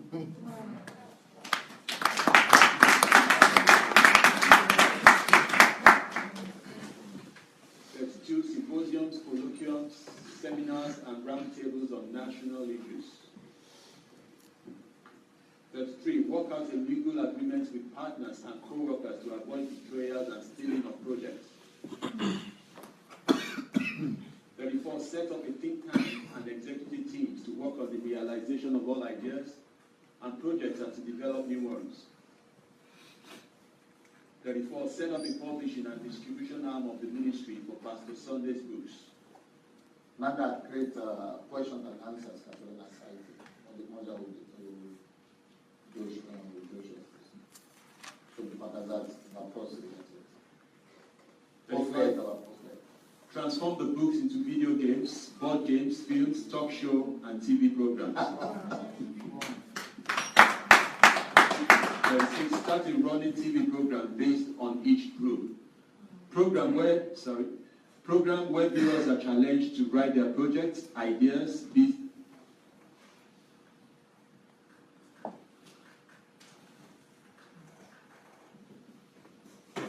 So program where viewers are challenged to write their projects, ideas, business plans. Maybe it's enough. Or I should continue. Okay, continue to say.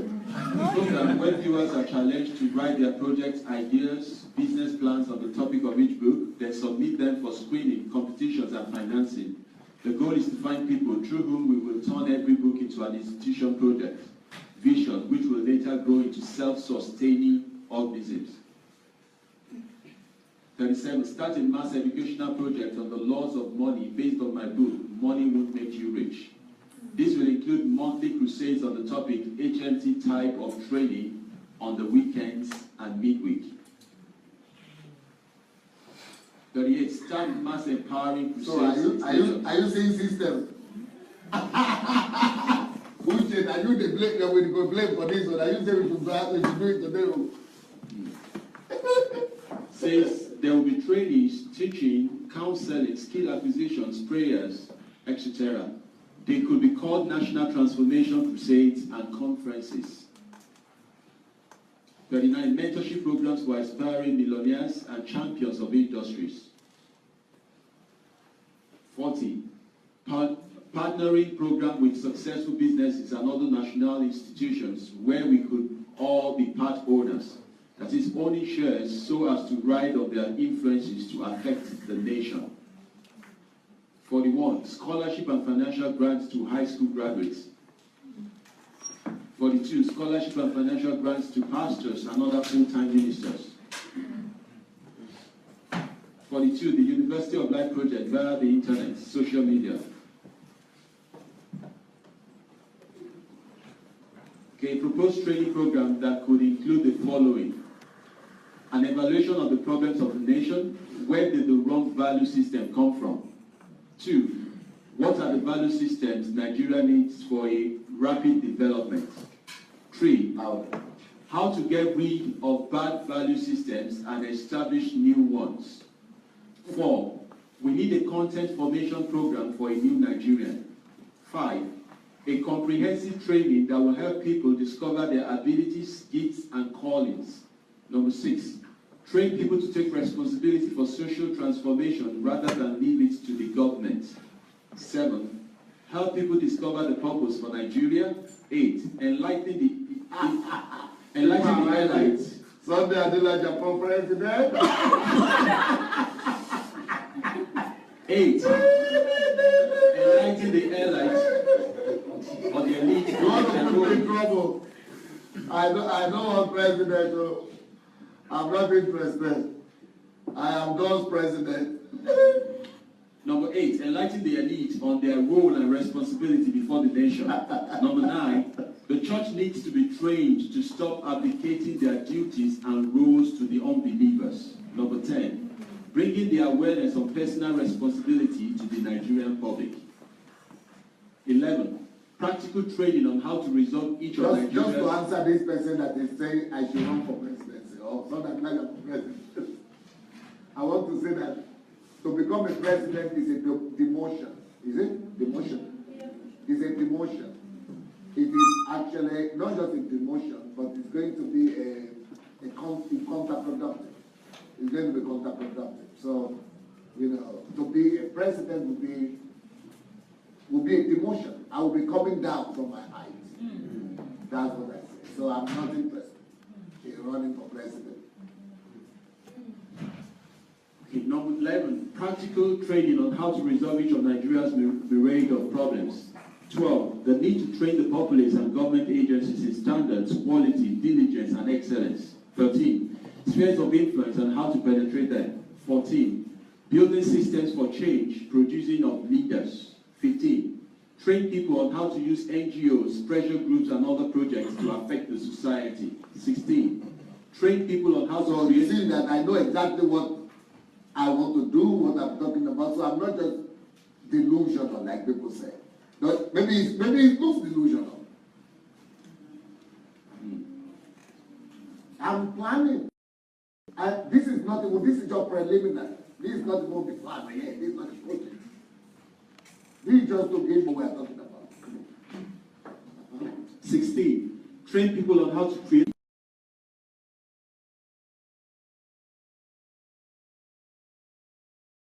developing and training future and present political aspirants for value and quality development in the country. Let's go to the practical questions people have. Okay. Yes. Question 1. What is the cost involved for the people traveling with me to Nigeria to participate in the Nigerian Transformation Project? And the answer is, first of all, it will be helpful... This is all on my blog, by the way. Go ahead. First of all, it will be helpful if people who are going with me to Nigeria have some of their own resources to fall back on. It will be nice if a person who is going will be able to afford to pay for his or her own ticket, visa, and accommodation in Nigeria. However, that is the ideal situation.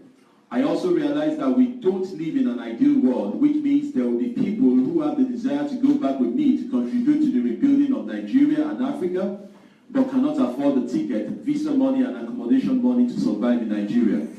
To those people, we'll be able to extend sponsorship, scholarship programs, depending on what they are bringing to the table. I realize that a person might not have money, but that same person could have expertise, skills, or ideas that are needed in Africa, which he will be willing to give and contribute. Second question, purpose of travel and the detail of the program. The purpose of taking teeth with me for the Nigerian Transformation Program is the fact that, as a realist, I realize that one of the reasons why we are the least developed continent in the world today is because we simply don't have enough qualified people in our country. Let's face it, Nigeria today is only 50% literate, which means that human capital is not developed. We don't have enough skilled works and laborers, or skilled workers and laborers, especially those who can build a competitive 21st century economy. The developed countries of the world today rely on the human capacity of 100%. They even import from other countries to contribute to what they already have. How can we... That's why I'm happy that they elected Trump, so that all Nigerians will come back home. So how can we... How can They we... shouldn't go to Canada. They should join my team. Don't go back to Nigeria. How can we as a nation compete when we are only at 50% capacity rate? We cannot compete and build a modern economy. We have to fast-track our human economy by bringing in those who can train our people to jumpstart our development agenda as a nation. We scroll on. Okay, yeah. Talking about 50% literacy in Nigeria, that includes those who are only literate in local languages and those who don't have more than a primary school education, which now puts the English literate people in Nigeria at no more than 20%. Hence, we need a lot of help. A significant number of these well-educated and literate people have moved abroad and are using their skills and education to develop other nations. They must be enticed back to the country to contribute their quota. When I talk about skilled labor, I don't mean university-educated expatriates. I simply mean anybody who knows how to do anything good. For example, some of the white people I'm bringing from Europe don't necessarily have university education, but they are skillful and experts in technical work. My goal for bringing the Europeans is for them to train as many Africans as possible before they go back.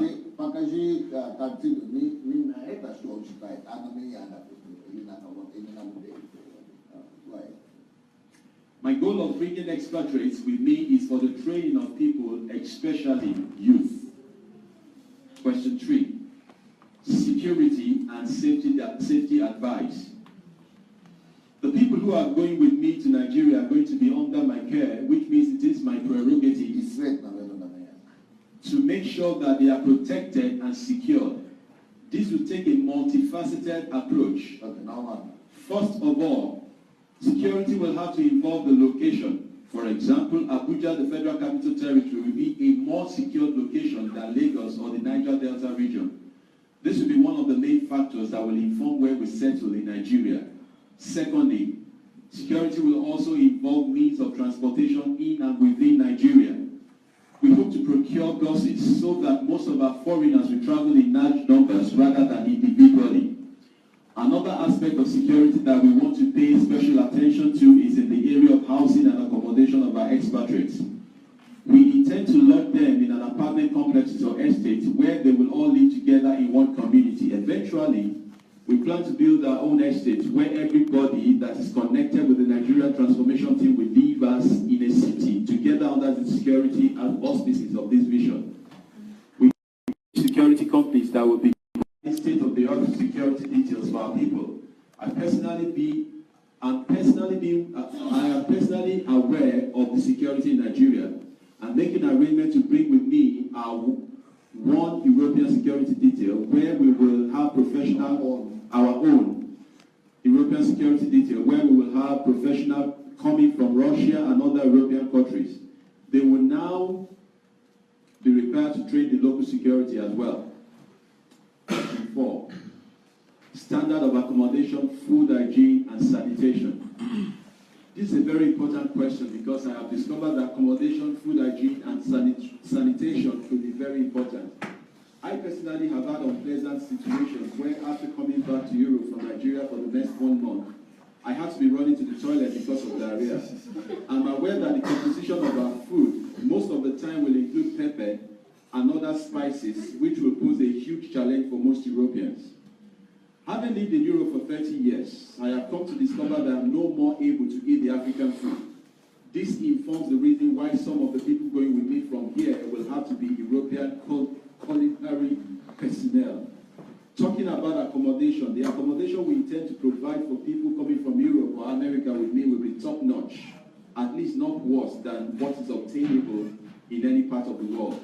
I'm already looking into some options that will be good enough to suit the housing demand of any European country, with consideration for 24/7 water and electricity supply, furniture, clean environment, including swimming pools and gyms for recreational purposes. Style of living, e.g. communal living, as provided above. Number 6, living arrangements, gendered. The living arrangement will be in accordance with the number of people we have and their family compositions. If we have husband and wife and children, they would definitely have to stay together in the same apartment. However, if we have single individuals, they will have to stay in the same apartment with people of the same gender. Two single people might have to share an apartment, male separate, female separate, but all together in one secured estate. Behavior of traveler. We are going to have definite time of orientation for those going with us to Africa, including some code of conduct that will be read out and studied by all going with us. Some of the code of conduct that might be worth noting right now could be: we will encourage the Europeans to avoid laughing, making jest and ridiculing the African population. There will definitely be a lot of things that will be unfamiliar and look primitive and out of place in Africa. However, the purpose of our visit is to help support and educate rather than criticize, abuse, or exploit. We will advise especially our white friends and colleagues not to travel in isolation, but rather travel in groups and with trusted company. Travelers with children, number 8. If people are coming with us with their kids, we will make arrangements for schools, kindergarten, and other necessary modes of education. Besides, we will advise all people going with us to do all the necessary immunization and vaccination for themselves and their children as required by the Nigerian government. Minimum and maximum age limits. The minimum age limit will not be stipulated, especially if people younger than 18 are going with their parents or guidance. However, the maximum age limit does not exceed 65 years old. Louder. Okay, so terms and conditions for travel, see above please. Code of conduct to be developed. General expenses advice. Can we scroll that up, please? Yes. For those who are able to take care of themselves as they go with us to Africa, between $2,000 and $3,000 US will be necessary for a comfortable stay in Nigeria. I would like to say that if you won't be in the position to provide such an amount of money, the Nigerian Transformation Program will be responsible for a lot of the general expenses. Travel arrangement, see above. Any additional questions should be sent to nigeria@sundayadelajafoundation.com. Immobility, circulatory problems, and deep vein thrombosis. People with such situations or other severe health challenges are not advised to travel. Jet lag. For most people traveling from Europe, there will be no jet lag, and the same goes for people coming from Asia. Jet lag will only affect people coming from places across the ocean like America, Asia, and so on. It is, however, easy to overcome, and this should take place within a week of arrival. Flight arrangement, charter, see above. Visa requirements. Most nations of the world will need a visa for West African countries and West African sub-regions. West Africans are the only ones that might not need a visa. So we are taking it upon ourselves as an organization to arrange visa invitation letters for any potential candidate traveling with us to Nigeria. We will do the invitation and we will work with the embassy to make sure that everyone coming secures a visa to Nigeria and later on a work permit that will allow them to stay in Nigeria for a period of 2 years and above. We strongly recommend that anybody coming in for this project will sign in for 2 years and above to work with the Nigerian Transformation Project. Travel insurance. Concerning travel insurance, some countries require travel insurance to go to places like Nigeria. That could be gotten for as little as $200 and above. Whoever is coming will be able to resolve that question themselves. General health insurance, see above. Travelers Embassy in Nigeria. Concerning embassies in Nigeria, for those coming with us, they will need to get Nigerian visas in Nigerian embassies in their countries or embassies where their countries are attached to. Or are you still detailed maybe for you? We should continue? Okay, go ahead. All these questions could be resolved in an ongoing work process. Most of the developed countries in the world have their embassies in Nigeria, so they should not have any diplomatic problems in that regard. Responsibilities of traveler. Those going with us to Nigeria are required to come with their expertise, knowledge, and skills. We also advise such people to volunteer to serve in Nigeria for a minimum of 2 years. We will also ask prospective travelers to develop their project ideas and initiatives such that they could be defended and implemented in Nigeria. Healthcare requirements, see above. Underlying health of the traveler, proof of health requirements.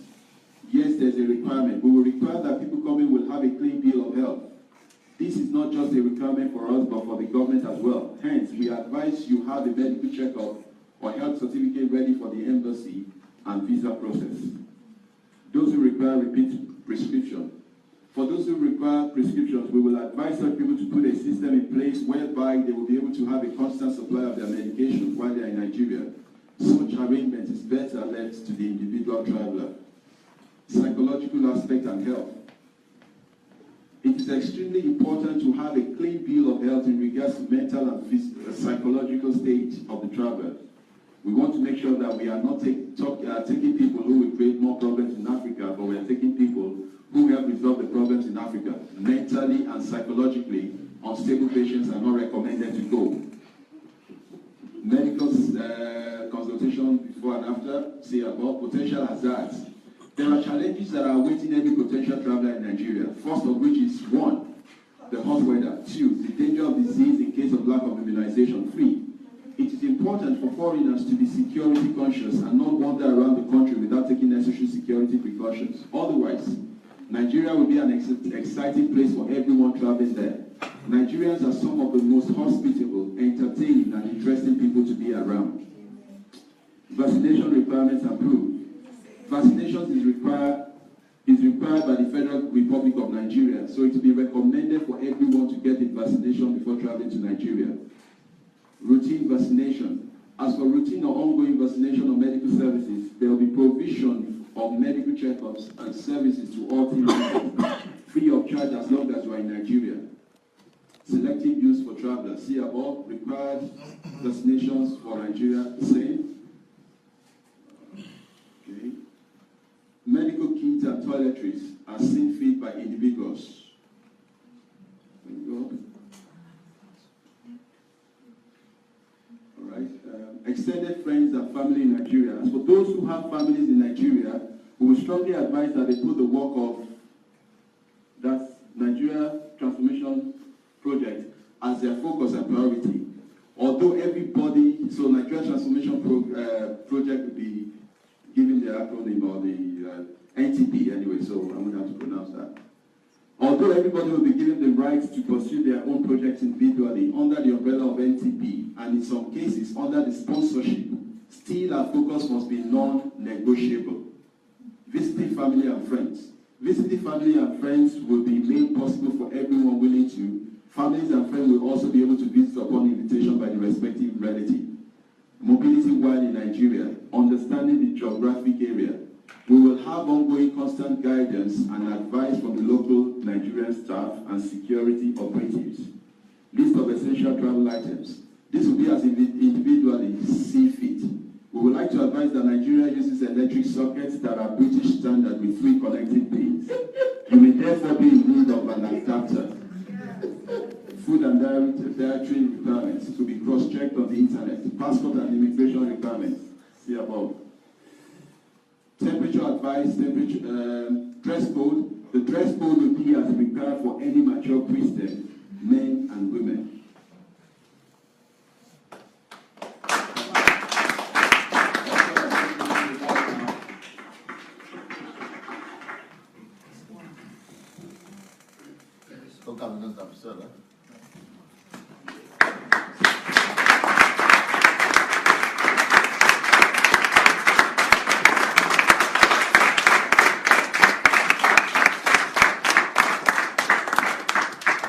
Yes, please. The first person wrote, very good presentation, but where is the funding coming from, and what is the duration of this huge project?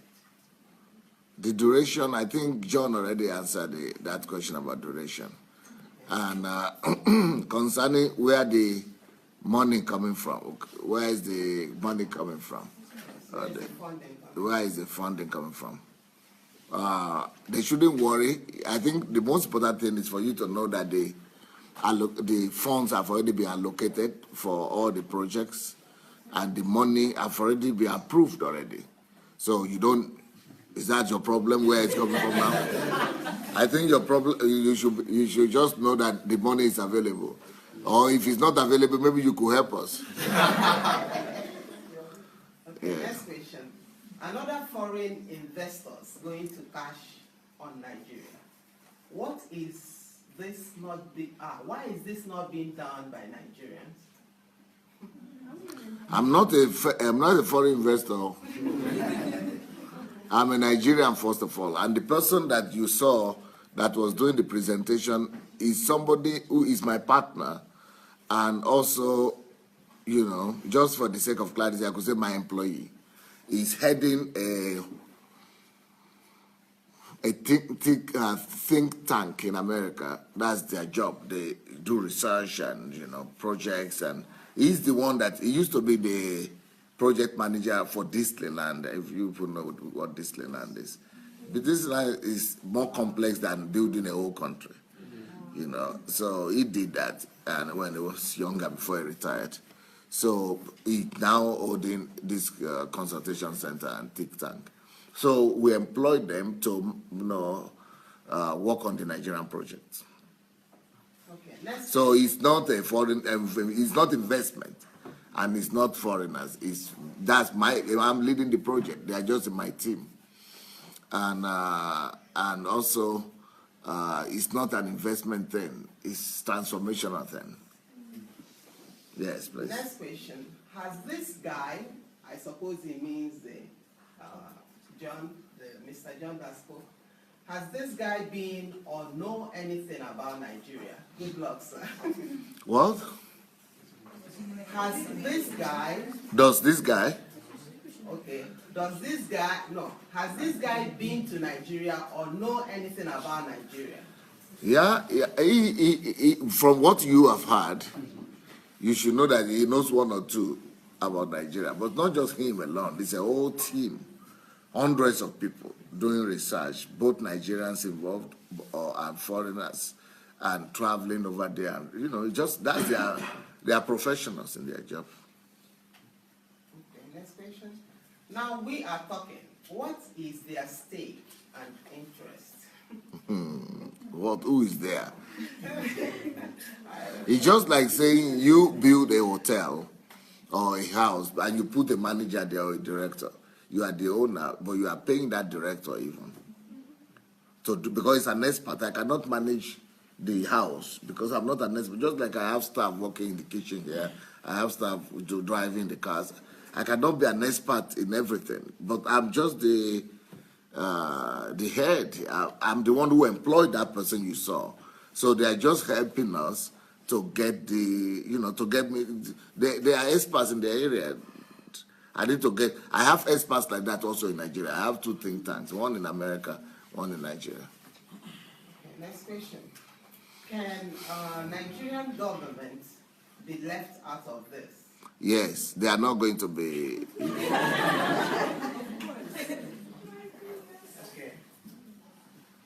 Okay. This is not a government project.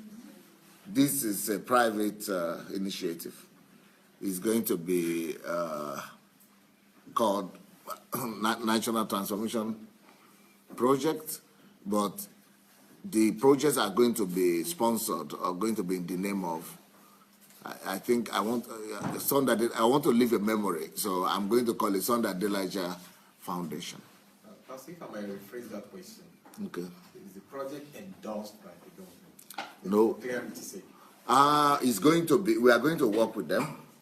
We are going to work with the government, but it's not, we are not waiting for any endorsement. We are going to work with them in what sense? There are some things that we cannot do without their permission. We need government permission in a lot of all these things that are going to be done. So what I'm going to do, I'm going to go to Nigeria. I'm going to go with my team, not just the big team, just with the core team and with the financiers and the, to prove to the government that we have the money and we have the plans and we have the projects, and that, everybody will be better for it if you people help. And at least don't disturb us. At least don't stand on our way. So, yeah, I hope that we'll be able to get them at least not to disturb us. Okay, next question. Do you have what it takes to fight a whole corrupt country? I also have God on my side, And I'm not just a human being coming, but I have tried it out already, because I came to Russia when I was much weaker than this. I was 19, didn't speak the language, didn't know much, even I didn't know God much. But God helped me, and God was with me, and He showed me that even a foreign country could be subdued under the power of God. So now that I'm much more equipped, much more establishing God, and I've had the experience of affecting a whole nation, I think I'm much more ready. I don't have any problem, frankly speaking. With my experience, I know exactly how to get the government to do what needs to be done. I know exactly how to get this thing. I know exactly what to do with the corruption. It's no problem. You are asking these questions. Are you asking them to help me or what? Yes, if you're asking to help me resolve the problem, and okay, that's all good. But just out of curiosity. But don't worry about it. God is not mistaken. God has equipped me and has been preparing me for 30 years. And that 30 years preparation, believe me, is going to come handy. Okay, next question. Can I join? Yes, everybody can join. For all those people who want to join this national transformation movement, you just need to go to my blog, sundaydelajablog.com, and sundaydelajablog.com/Nigeria, and you will see, if you go to that section where the Nigerian project is, you will see a form or application so that you could fill out. Just fill out the application, answer all the questions, let us know what you want, in what capacity, and submit it. And when when it's time to start in Nigeria, we'll get in touch with all of you. And so just go and register. I don't know when I'm going to be in Nigeria yet, but I think this year for sure. I still need to, finish my battles here in Ukraine, but I think we are closer than we were last year. Dr. Sunday Adelaja, can we get a copy of this Nigerian transformation video, please? Can you put a link, please? We are going to put the link right now. So you could go to YouTube and get the copy. Okay, next question. What can I contribute? I'm thinking. We need to think first. Nobody's asking what can she contribute. You can contribute yourself, your skills, and your availability. Okay. And this one, there is a lady here. She is a widow from Mrs. Lola Shoronke that wrote her name. Phyllis Meek. It's her birthday. And I think we can give a shout out that this platform has been, is what has been keeping her going. What's her name? Phyllis Meek. Phyllis. Is she here now? Most likely, eh? Platform. Okay, help us give the shout. Okay, everybody shout, happy birthday! Happy birthday! Shout it now to Phyllis Meek!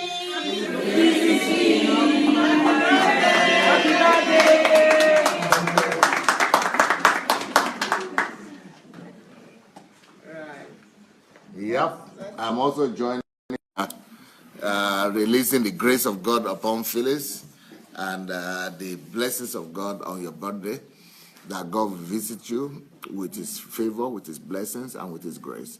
In Jesus' name. Amen. Now, the link to that video, so this video we just showed, is here already. So if you want, you could go and get a copy of it. Yep. Okay, do we see, maybe there, okay. Is there any other thing being written? Any question from the people who are here? Yes. Yes, please. Okay, so, I know just... Sorry, what did you say? I said okay. You said, okay, I'm sorry, Sarah? Oh, I'm sorry. Sorry. My name is Adobe. I have some questions for you. Okay, there are some commercial cities in Nigeria, so I want to know what your plans are to enhance and develop this sector. Also, do you have any maintenance policy in the long run to back up this project? Okay, my third question. And we are very rich in cultural. We are also very rich in cultural values. So I want to know how you can integrate that to boost our maybe tourism and other things to Nigeria. Okay. Would you want to start one by one? Okay. The first question was the commercial industry sector in Nigeria. How you can enhance it and boost. Industry or you sector. Cities, or? We have commercial cities in Nigeria, so I want to know how you can enhance and develop this sector. Okay. My vision for the cities, help him say that word. My vision for the commercial cities in Nigeria, like Aba, Onitsha, Owerri, Lagos, is very revolutionary, and I'm not going to start with that one because they are going to fight. They are going to fight me.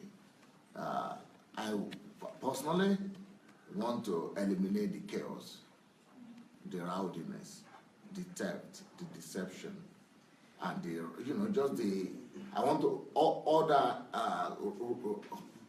law and order. Law and order is one of the greatest source of wealth, especially in the commercial centers.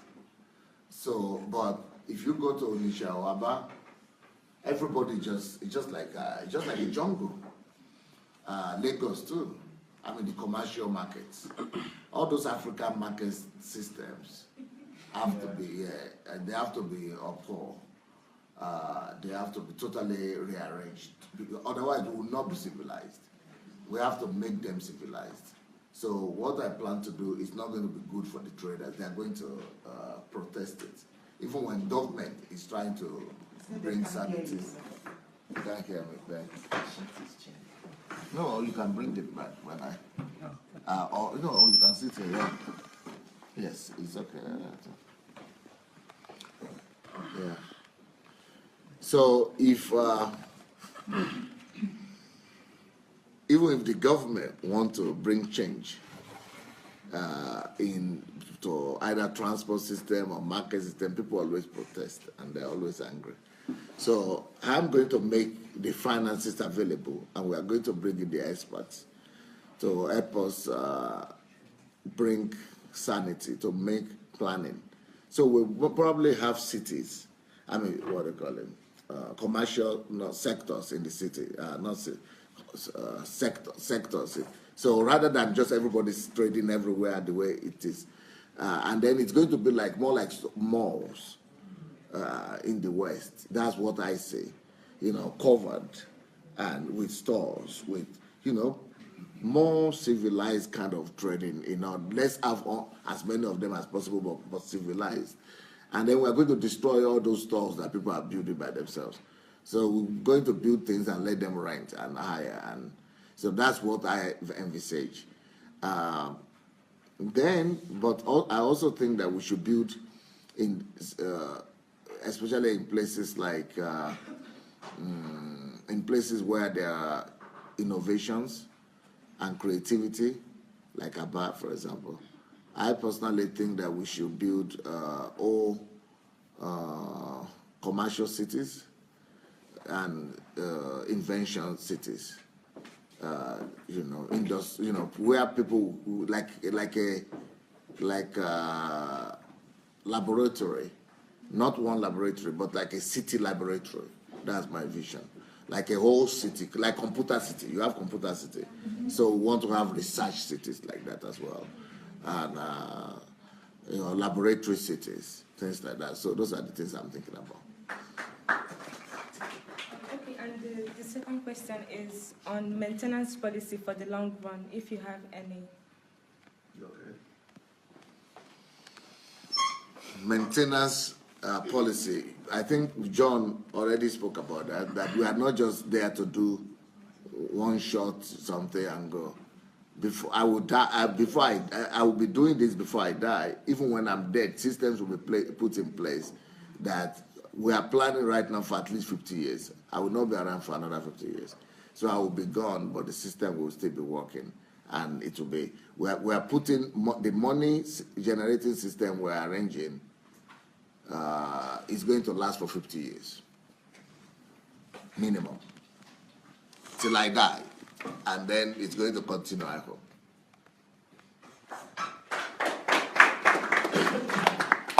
Okay, my third question is on cultural values.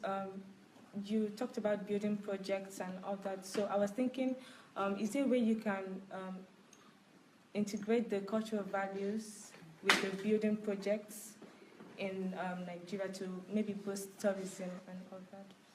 Yes. There are different sectors that we are going to be addressing. Like you just heard today, for example, when it comes to hospital modernization or clinics, already approved right now. Maybe we could upgrade it, maybe it could be more, but we already approved 800 million.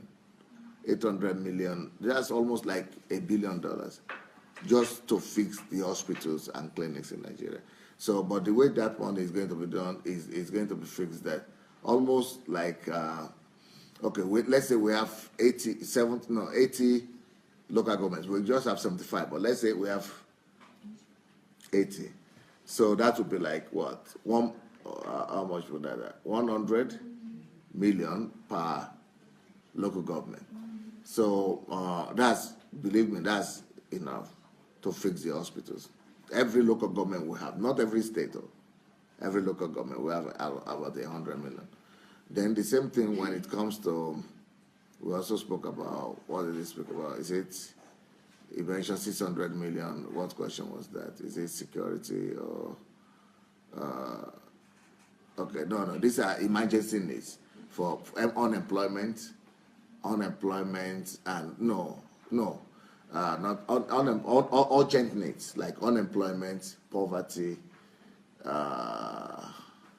housing. People just who are desperate. We want to elevate poverty and remove people from poverty as far as possible.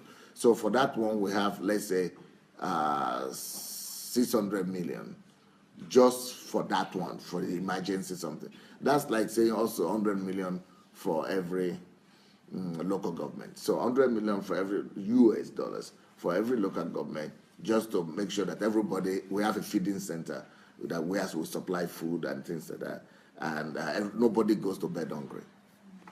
So also, the thing you are talking about, culture and tourism, yes, we'll also have a budget like that. So that's going to be maybe another 500 million just to help the locals develop their culture, and there will be libraries, there will be cultural groups, folk groups, and things like that. So does that include architecture, yes. in architecture too? Yes, it's going to be including the constructions, it's going to be including cultural halls, it's going to be including buildings, yep. Okay, the last question is on the agricultural development. I want to know, I want to know if it is going to be mechanical and involve mass production of both cash crops and food crops, at least to kind of decrease the importation system in Nigeria. Okay. I don't know if you are aware of the, is it Shongai? They call it Shongai farm? Shongai, yeah. Shongai in Benin Republic. Have you heard of that model? Okay, you have heard. Okay. You know, it's a whole model, agricultural model, which is the most practical and the most productive, right, the African continent has produced. It's in Benin Republic. It's a Nigerian that is also heading it. So we're going to have the best practices and look for the best models. But the Shongai farm is one of the models we are considering for Nigeria, so that we'll have that kind of farming. It's all inclusive. It's comprehensive from A to Z. Every kind of thing you could imagine, the most advanced technology, everything. And we want to have this in every local government. Wow. In every local government. Okay. Any other question? Yeah. You can go.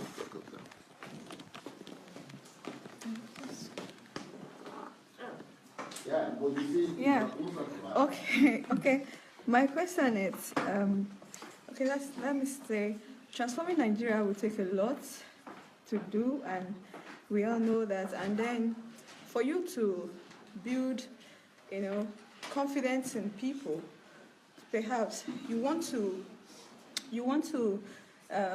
rebuild a particular environment, yes. Like you want the place, like a model. Yeah, you want it to Nigeria to be evenly distributed in terms of infrastructure and everything, okay. Looking like the Europe or even better.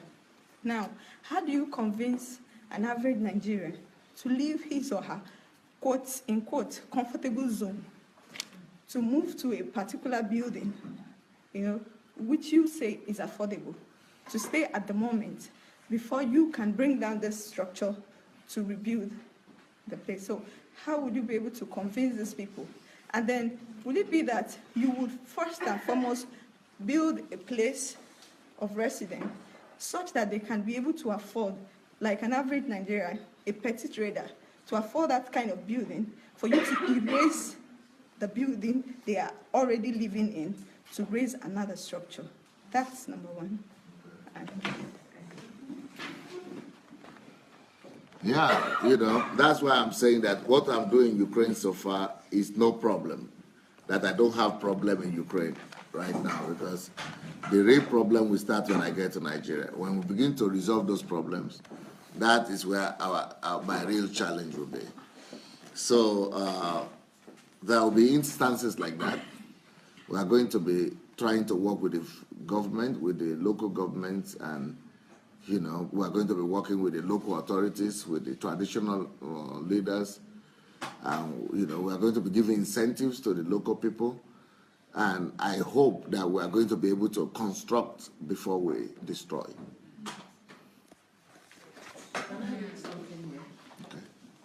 Someone wrote here, Pastor, the government provided a vast land for research center and asked all the telecommunication firms to build their headquarters and their research outlets there. It is situated at Lugbe, Airport Road, Abuja, close to 100 hectares, yet undeveloped. Mm-hmm. Is there a possibility of developing it? I believe that's his question. Or are you going to do a new thing? That would depend on the cooperation we have with the government. If they give us the permission and the authority to use that land, maybe. But we are looking at other options. We already have some proposals from Delta State. A vast land by a Nigerian in America who wants to move back to America. And he already bought the land.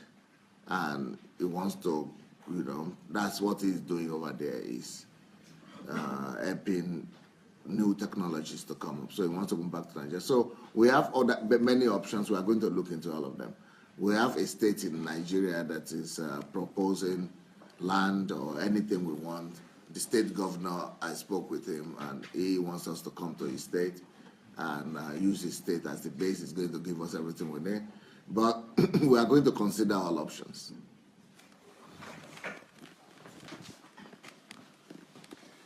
Secondly, my second question is about transportation system in Nigeria, which is like one of the big problems we have in Nigeria right now.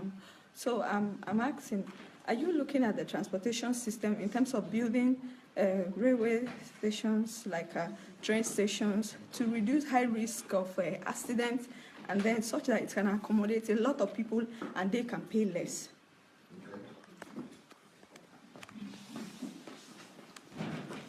Yes, we have a Nigerian, and this Nigerian was one of the people you saw in that video today.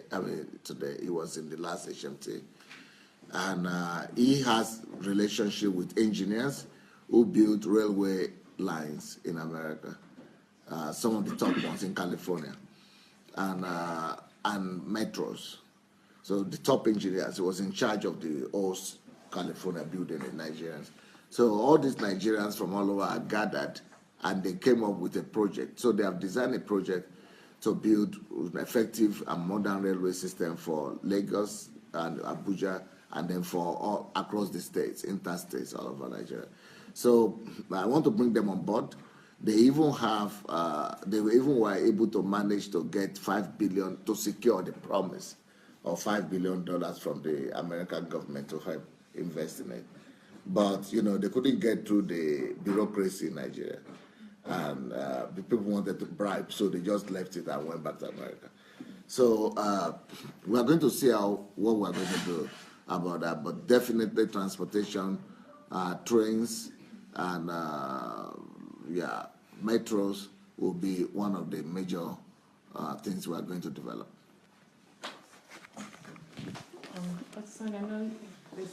It's obviously a national transformation project, and you are requesting people from abroad to come and help build the nation Nigeria.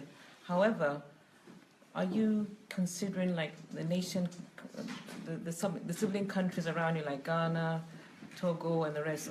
Are they involved, or is it just purely for the Nigerians and for the skilled professionals abroad? Because I haven't heard anything about these other nations. And we feel left out. No, they are going to be, people are invited from all over the world, not just from Western nations, but from all over the world. The only condition for anybody coming, either they are coming from the Western nations or from Nigeria, from Africa, is that they must have something they offer. They must, I see a memory here. She's saying, wherever it goes, I'm going. And she's from Namibia. So she's going to be in the team for sure, I guess, if she has registered. So people from all over Africa are going to be having the same liberty and the same freedom to register and join the team. And but they must have some skills or profession that they could add, you know, they must have some value that they want to add to the country, and we're going to help them. But what my strategy is that all people come from other countries, from Congo. I have some people from Congo, Brazzaville, Congo, Kinshasa, from Ghana, who have already registered, from South Africa, from all over Africa, who have already registered. And but my plan for them is that when we all get to Nigeria, that they will get the experience on how it's done in Nigeria, and we will send them back to their countries to head this similar project. Because all this project will just start as a prototype in Nigeria, and they must be duplicated in every African country. So we need them to come so that they will be able to lead the whole process in their land. So where do people register? They register on Sunday Adelaja. You might be able to write it for them. Sunday Adelaja blog.com/Nigeria. Sunday Adelaja blog.com/Nigeria. By the way, if some of you have not yet share this message and share this link. I think we should all go ahead and share this, especially if you are from Africa or Nigeria. I think the whole of our continent need to hear about this project and need to have an idea of what is waiting and what is waiting for our continent. So please go and share the video, and yeah, especially the worship. You might be interested in sharing and hearing that worship. I think it was anointed. So, okay.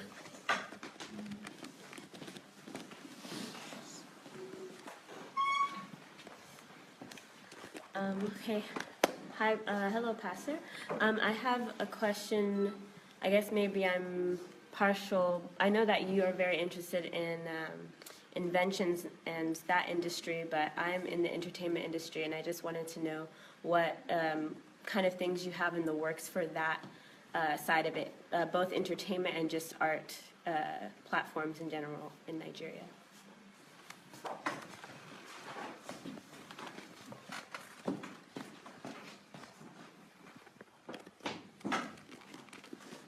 Very interested in that also, because I believe that entertainment and mass media control the world right now, apart from in Africa where pulpit still controls the world. But entertainment is really, you know, big now. So I believe that my message will be stillbirth and die at birth if I don't involve entertainment and art and media. So I have big plan. First of all, I want to enter Nigeria with a I don't know if I should say this or not, but there are some group of people in Europe and there are some group of people in Europe who are producers and directors, film producers and directors, and they will collaborate with Nigeria film industry, Nollywood, to come up with a documentary about the life of Pastor Sunday. So they will probably be cooperating with some Russian or Ukrainian directors or artists, and they will be shooting in 3 continents, maybe or 2, yeah, 3 continents: Africa, Europe, and America. And actors will probably be from all those continents. And so that might be my entry. So when I'll be 50 next year. So this year.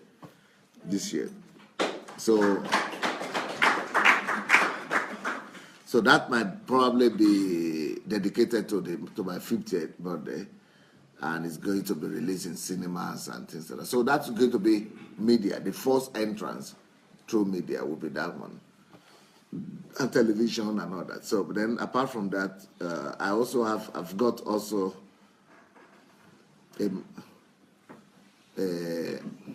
prototype, or what do you call it? Yeah,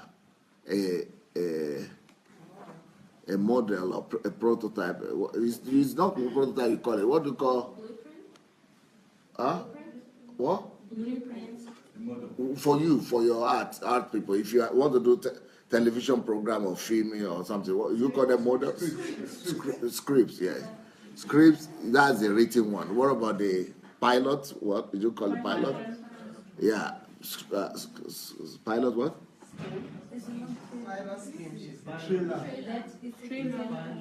No, not the trailer yet, not the trailer yet. Anyway, don't worry. So let's say the script. So I already have some suggestions, some ideas on how to create a television series or a television show that will be coming regularly, either daily, but instead of me preaching daily like this, maybe we could do something like similar to what opera is doing, you know, with the audience and people on the stage and discussing questions that border on values. So all these things I'm teaching now are also on values, but make it more discussional. So that's one. Then we'll also be doing a lot of, we want to welcome all kinds of ideas that will allow us to bring the values that I'm teaching right now, to bring them out on the regular television. Maybe we'll be paying for them, but to have everyday television, different kind of television programs that will just be demonstrating and broadcasting values. So television is one, movie industry is one. Then we also want to do series. We also want to do series. Just like those Mexicans are doing series, or whoever do series. I used to, Anyway, people do series, like 100 series, 200 series for a whole year or something like that. So those kind of series we want to do, raising challenging problems and crisis problems of the country, and using series to really address them. So for me, actually, everything you've just heard, both what John spoke about and what I spoke about, the roads, hospitals, all those things, for me, they are secondary. For me, the most important reason why I'm going to Africa is for the value systems. So change the value system. So if you give hospitals and something to people, that doesn't change them inside. So my own priority is the value system. And since I need to change the value system, media is paramount. Someone asked here, Dr. Sunday Adelaja, sir, how can Nigerians at home be part of this transformation and participate? Hands onto the unskilled, I don't know what she means by that. The same process. The Nigerians at home also must go and register on our blog, sundayadelajablog.com. I'm sure the link is already there. Go and make sure you register, put your name down, and tell us that you are in Nigeria. Another thing, suggestion. I do follow your network and often share your links, but it doesn't catch attention like the 30-second or 1-minute viral videos. Please, Dr. Sunday, create short and straight-to-point videos so it can go viral, or please edit some key high points, 30 seconds, 1 minute on every message. Thanks. Somebody's suggestion. Okay. Caroline, can you write that suggestion down? So you remind me, and Igor also write it down, and tell Joshua also, so that we could discuss it, how to do that sometime.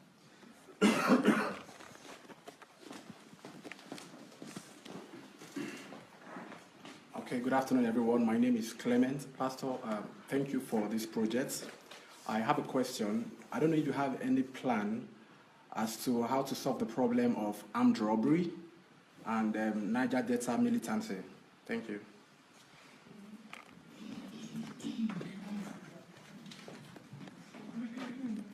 Those two questions have already been addressed by me.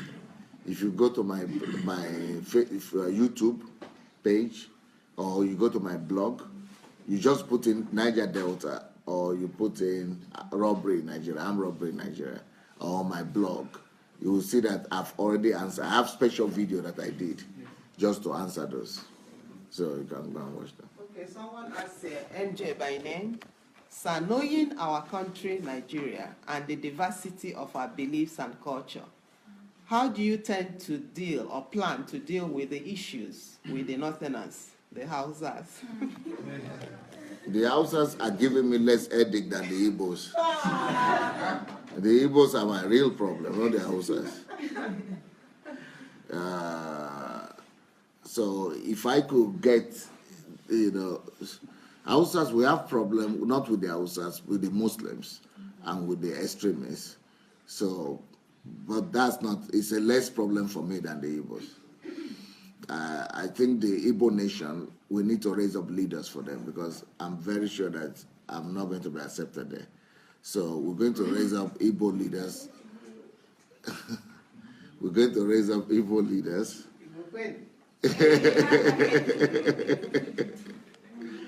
So it's my objective to be able to inspire some Igbo leaders who will become transformational.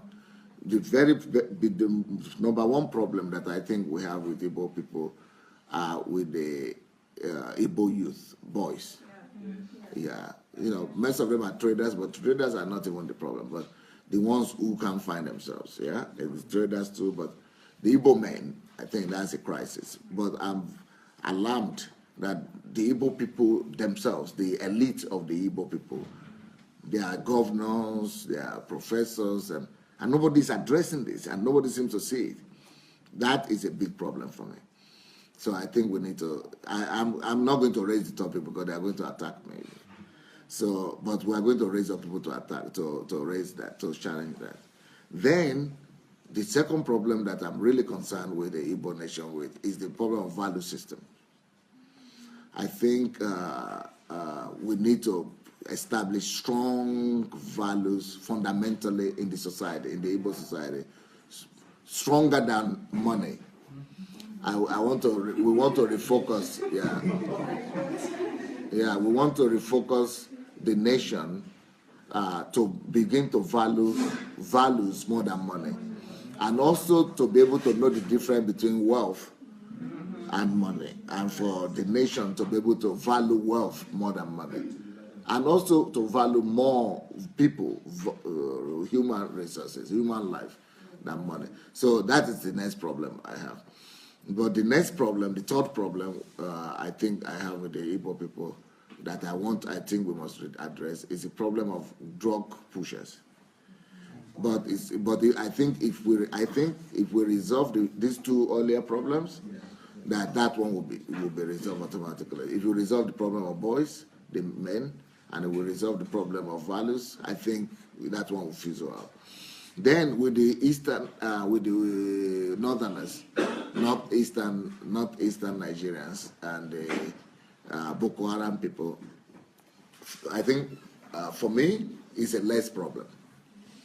I think I personally believe that we have the instrument to conquer that, and the instrument is number one, love.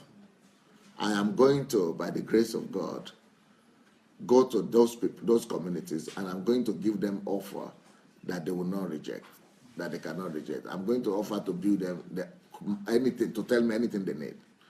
So, and we are going to provide for them. If they need mosque, we are going to build mosque for them.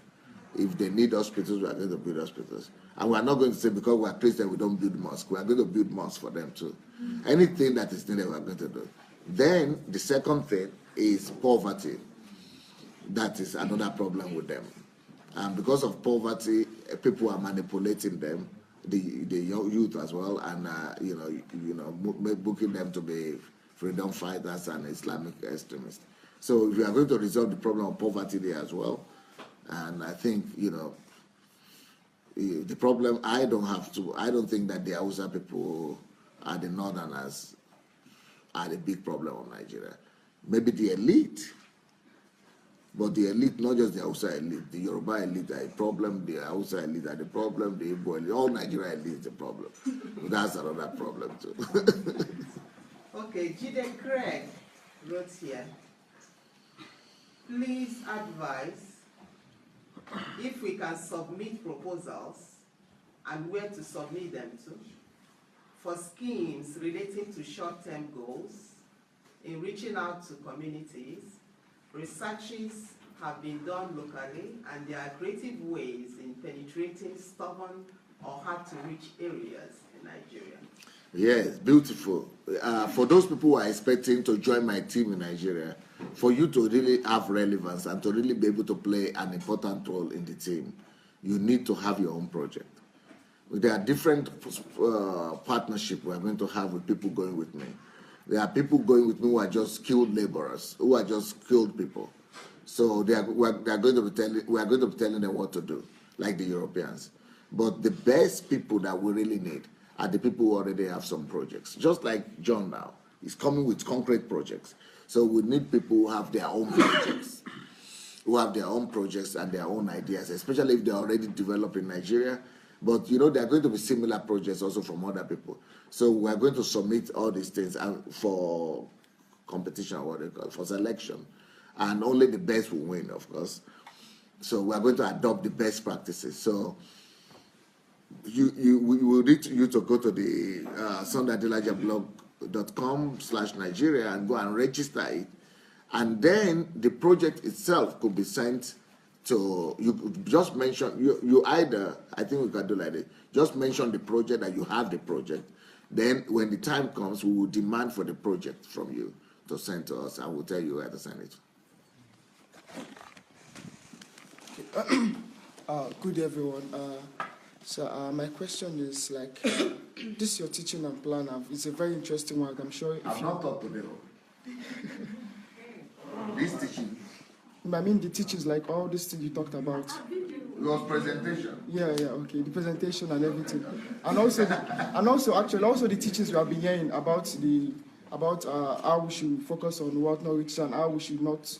Like the words coming from the earth and everything. I'm sure when you go to Nigeria, if it can affect all of us here, I'm sure it will affect people in Nigeria. So are you willing to deal with people? I'm sure after that, people start living their churchy belief and start living all those big congregation and maybe drawing closer to your teaching and everything. So how are you going to deal with adversaries from maybe pastors? I'm not going to mention them, from like high churches. How are you going to deal with the adversaries? Like I'm sure there will be some problems. How are you willing to deal with it and everything? You know, I don't think the biggest tragedy in Nigeria will happen if people leave churches. I don't bother about that. I don't think that's a big tragedy. It's going to be big tragedy only for people who are gaining from it. But for the real people, for the country, I will not shed a tear. I will not shed a tear. But some people are there that will make sure that I shed tears, because they are going to attack me, they are going to wish me harm, they are going to try to hurt me, and maybe send assassins, and yeah. First of all, how am I going to deal with that? There are 2 or 3 levels of dealing with that. Number 1, I'm going to hide myself in God. Number 2, I'm going to rely on the experience God has given me to be mentally tough. I have tough skin, thick skin. If you have noticed, all kind of things people say about me. Even when I write my own article on my own blog or my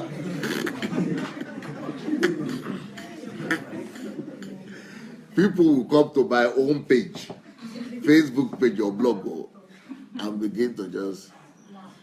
Yeah, it's one thing for you to write anything you want on your own something there or some other public something, but they will come to my own platform.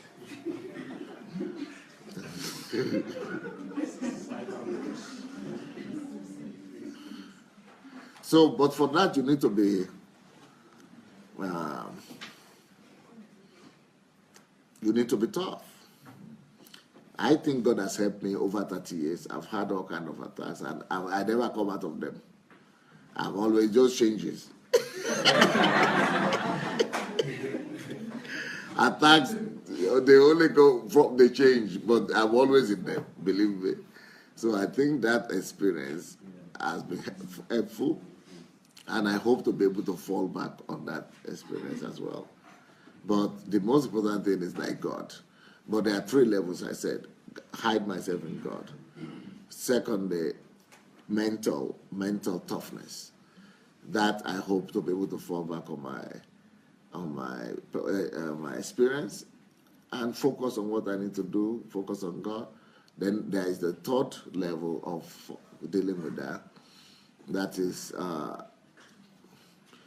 God protects those who protect themselves. It's not with the scripture, but it's just a wise saying. People say. That means I'm going to also be aware and take security serious. Now, I'm not in the category of those preachers who say that God will protect. God can protect, but God also expects us to do our best. So I hope to be able to go to Nigeria with security men from Russia, maybe from Europe, maybe from America. Not just for my own protection, but for my team's protection as well.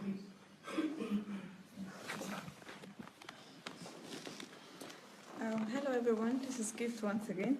Pastor, I want to ask, for every economy that is growing, for every economy that is facing recession, there's always hunger and poverty.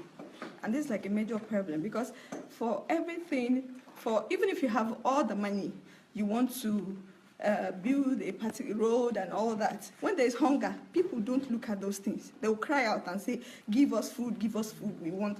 Because it's like we have to live for us to enjoy what you are about to build. So do you have projects for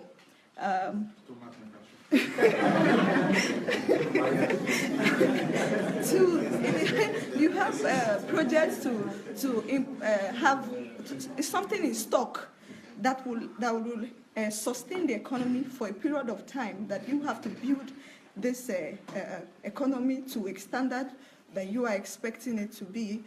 You have a reservoir such that can sustain this economy to this extent. Because if really you have all these projects being carried out, when the people are hungry, they really don't care if that project is going on or not. And again, I want to ask, will you have an alliance with the government such that they can scrutinize? Because I know for any economy, scrutinize, I'm coming. Yeah.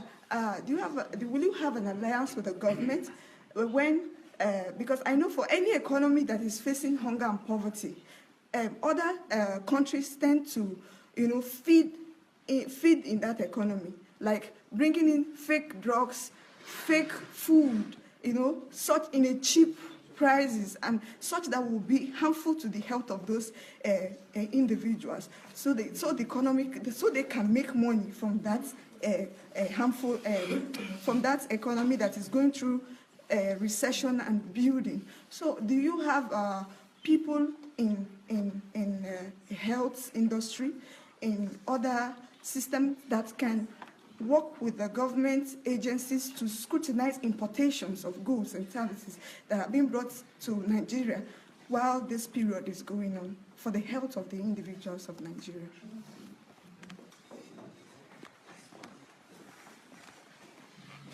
First of all, I want to commend you that you are so detailed and that you are,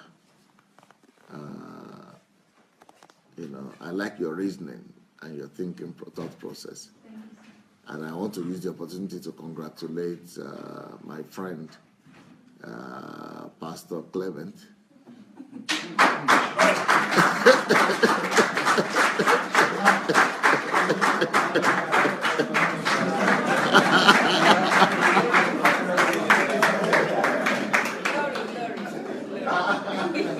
Glory. He used to tell me that you are special before you came here, that you are special, that you are very smart.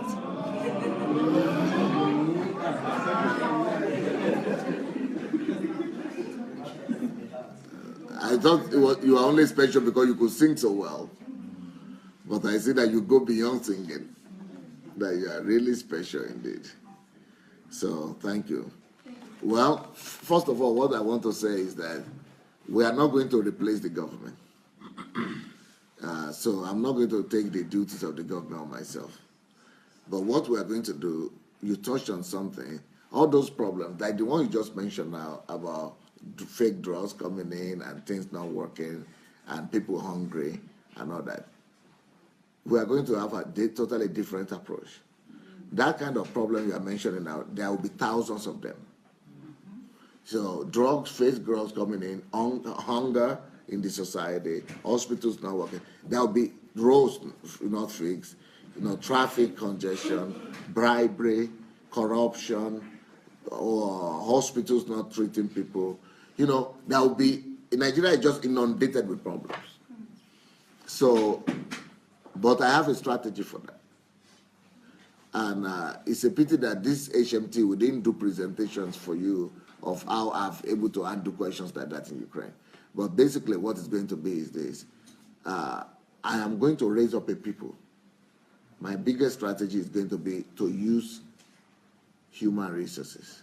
So I'm going to raise up an army. I'm going to raise up a strong nation of people that will be burdened. I'm going to help everybody to discover their burden and their passion. Once they have discovered that passion and burden, they must know whatever they want to change. So I'm going to gather all those people who have decided to change something, and they know what particular. Let's say somebody say, I want to resolve the problem of traffic congestion. That is his own line. He must be ready to give his life for that one. Let's say another person wants to resolve the problem of maternity death. That is our own or his own, question that he is living for. So he must live for that. And not just by himself, he must set up a team. We will teach him how to do that. So all these people that are, let's say, my goal right now is to have 10,000 of these problems. And 10,000 organized, not just individuals, because there might be different people doing the same question, but 10,000 NGOs, civil societies, will be raised up. Each single civil society will be tackling its own particular area where the burden is. So that is out. So they are going to be the ones checking the pharmaceutical shops and chemists and checking the quality of the. So it's not going to be me or the government. They are going to be societal groups. So they are going to be the ones, there will be every, like you in this hall now. If I say, what do you have burden for? All of you have it. But that I will have to train you. This one training is not enough. I have to give you intensive training so that you'll be addicted like me. And once you are addicted, then it means you are ready to die. Because one thing with me is I'm ready to die. So we must raise up people who are ready to die. Just like that, Dora Akinyuli. Yeah, she was ready to die. That's why she could make a difference.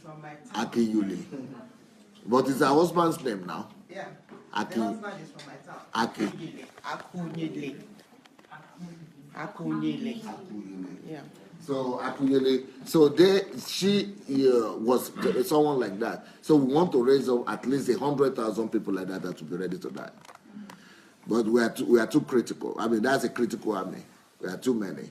So once we raise them up, then we are going to help them to set up systems and structures, so that and platforms, so that every one of them will have a platform and a voice.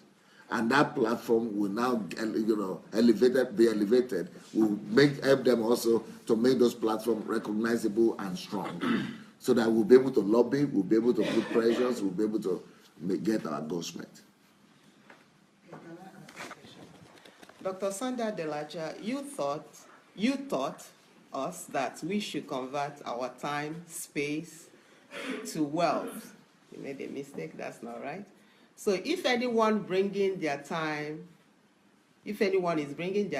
are you willing to pay them for selling their time? That's the question is asking. Okay. Definitely. Anybody that is going with us to Nigeria is going to be compensated for his time, for his energy, for his investment, and for his work. So definitely we are not, if we are coming from another country, we are going to see the proof of what you are receiving right now.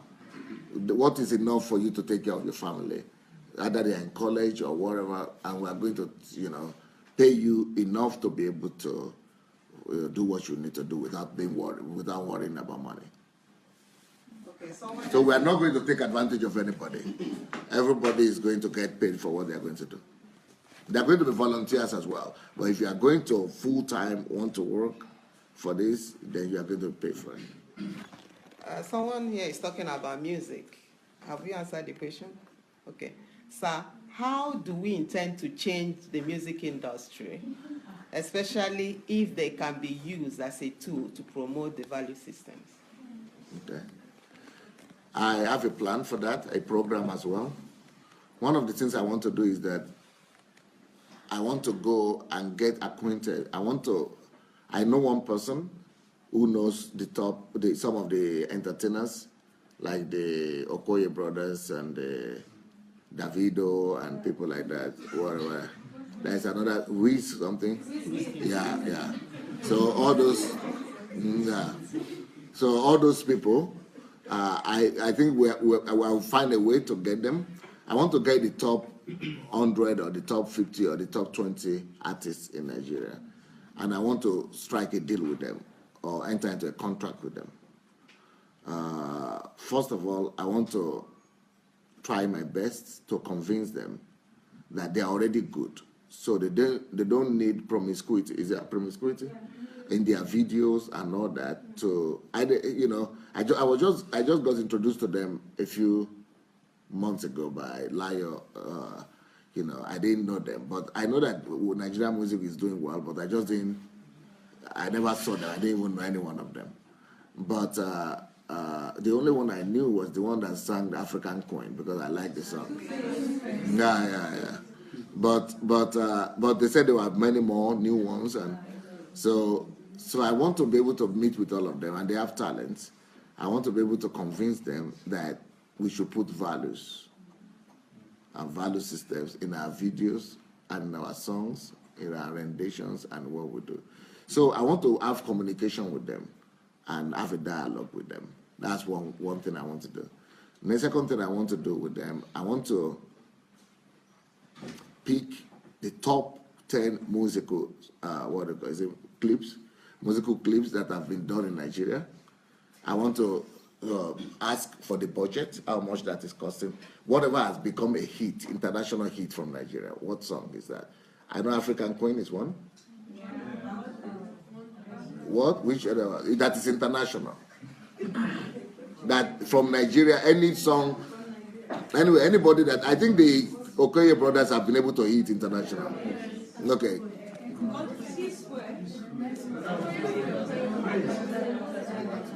Yeah, so anyway. Okay. So anyway.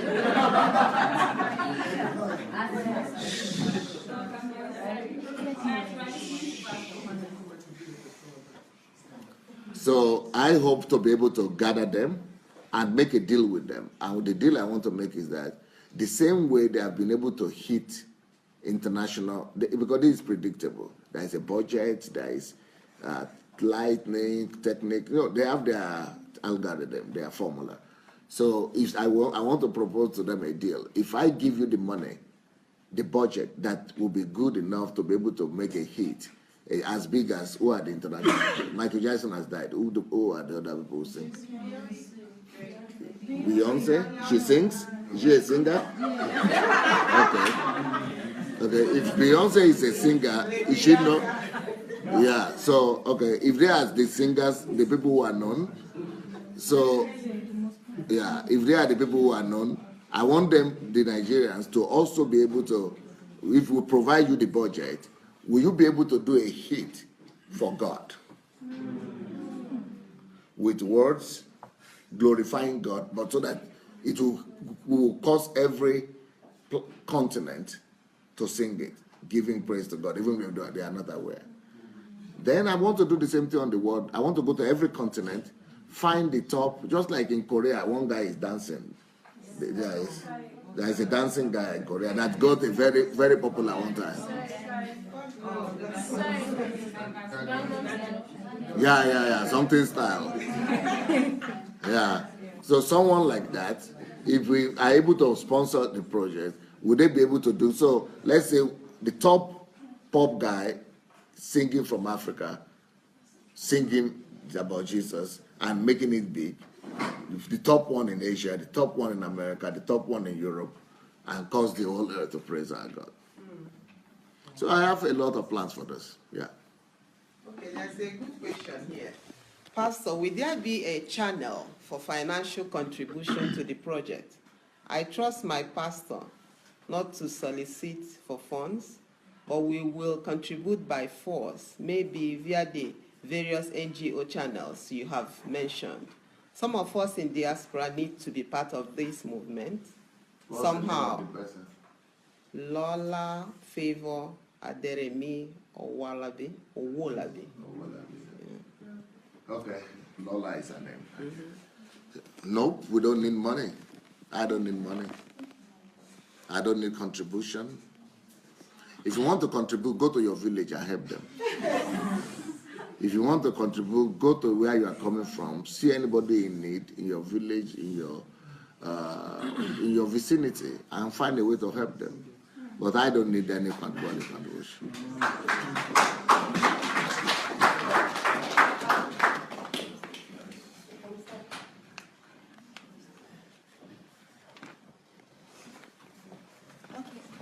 Thank you. First of all, I want to thank you for this opportunity. My name is Cornelia, and I'm from Ghana. Okay, so there is a problem I realized with Africans, especially when we have, like, there is problem.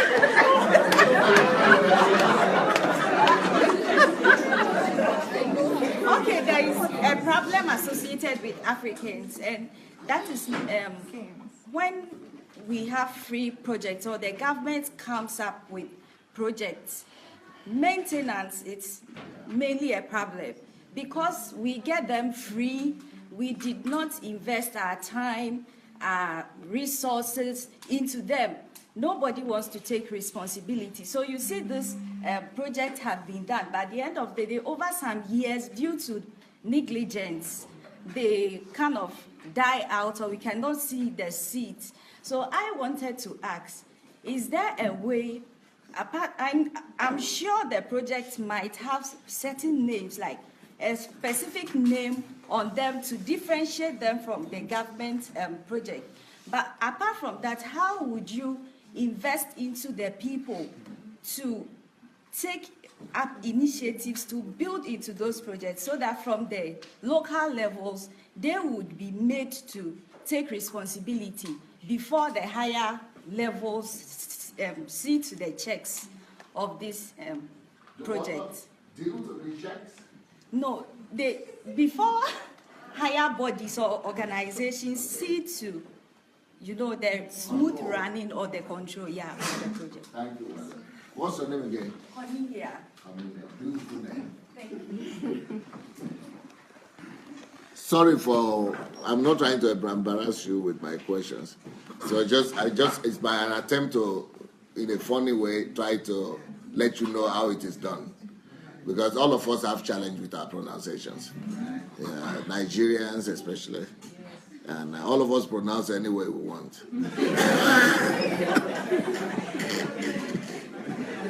And I never spoke English before I left Nigeria. I never spoke English, so I'm still learning up to now. I only used to speak Yoruba before I left Nigeria. I never once spoke English. I only spoke English one time for one sentence. So you wonder, how did I come out of the country then? I never spoke English. I couldn't speak English. I knew English, but I never spoke it. No opportunity to speak it. Nobody to speak with. And I only studied it, and I was giving exams, because in Nigeria, you don't need to speak to give exams. So I was giving exam and passing. It was I was really good in it. English, literature, but I never spoke it. So, but when I came out of Nigeria, nobody to speak Yoruba with, and now I forgot Yoruba. But still, I'm still learning English. So,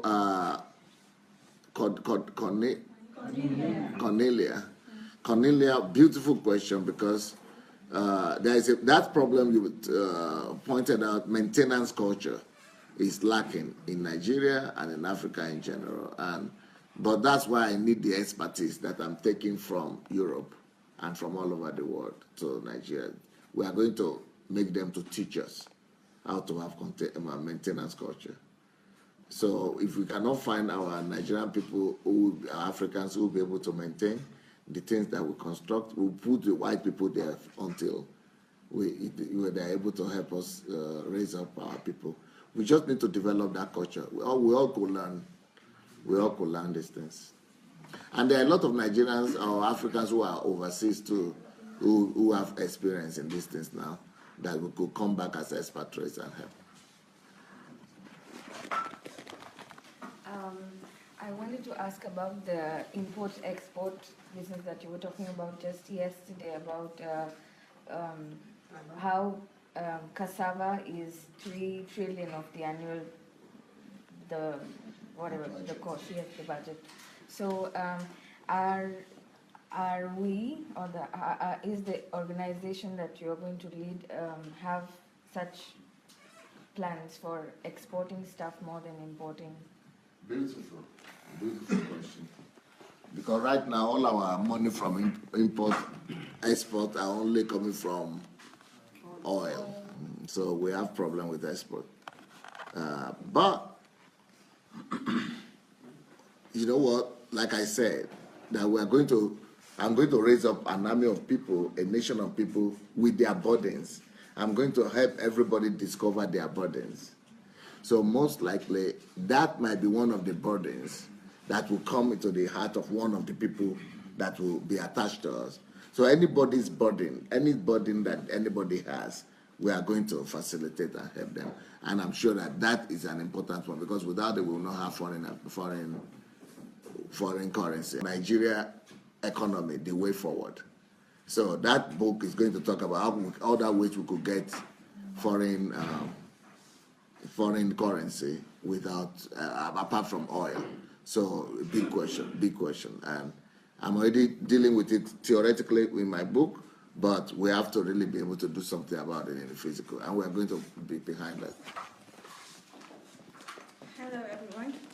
Yeah, I don't know if this thing happened in other African countries, but I've come to realize that there's this little thing that people don't pay attention that happens in Nigeria, my country. People don't respect environment. Now, somebody can buy something, eat, and then drop it on the floor. So it's like a problem.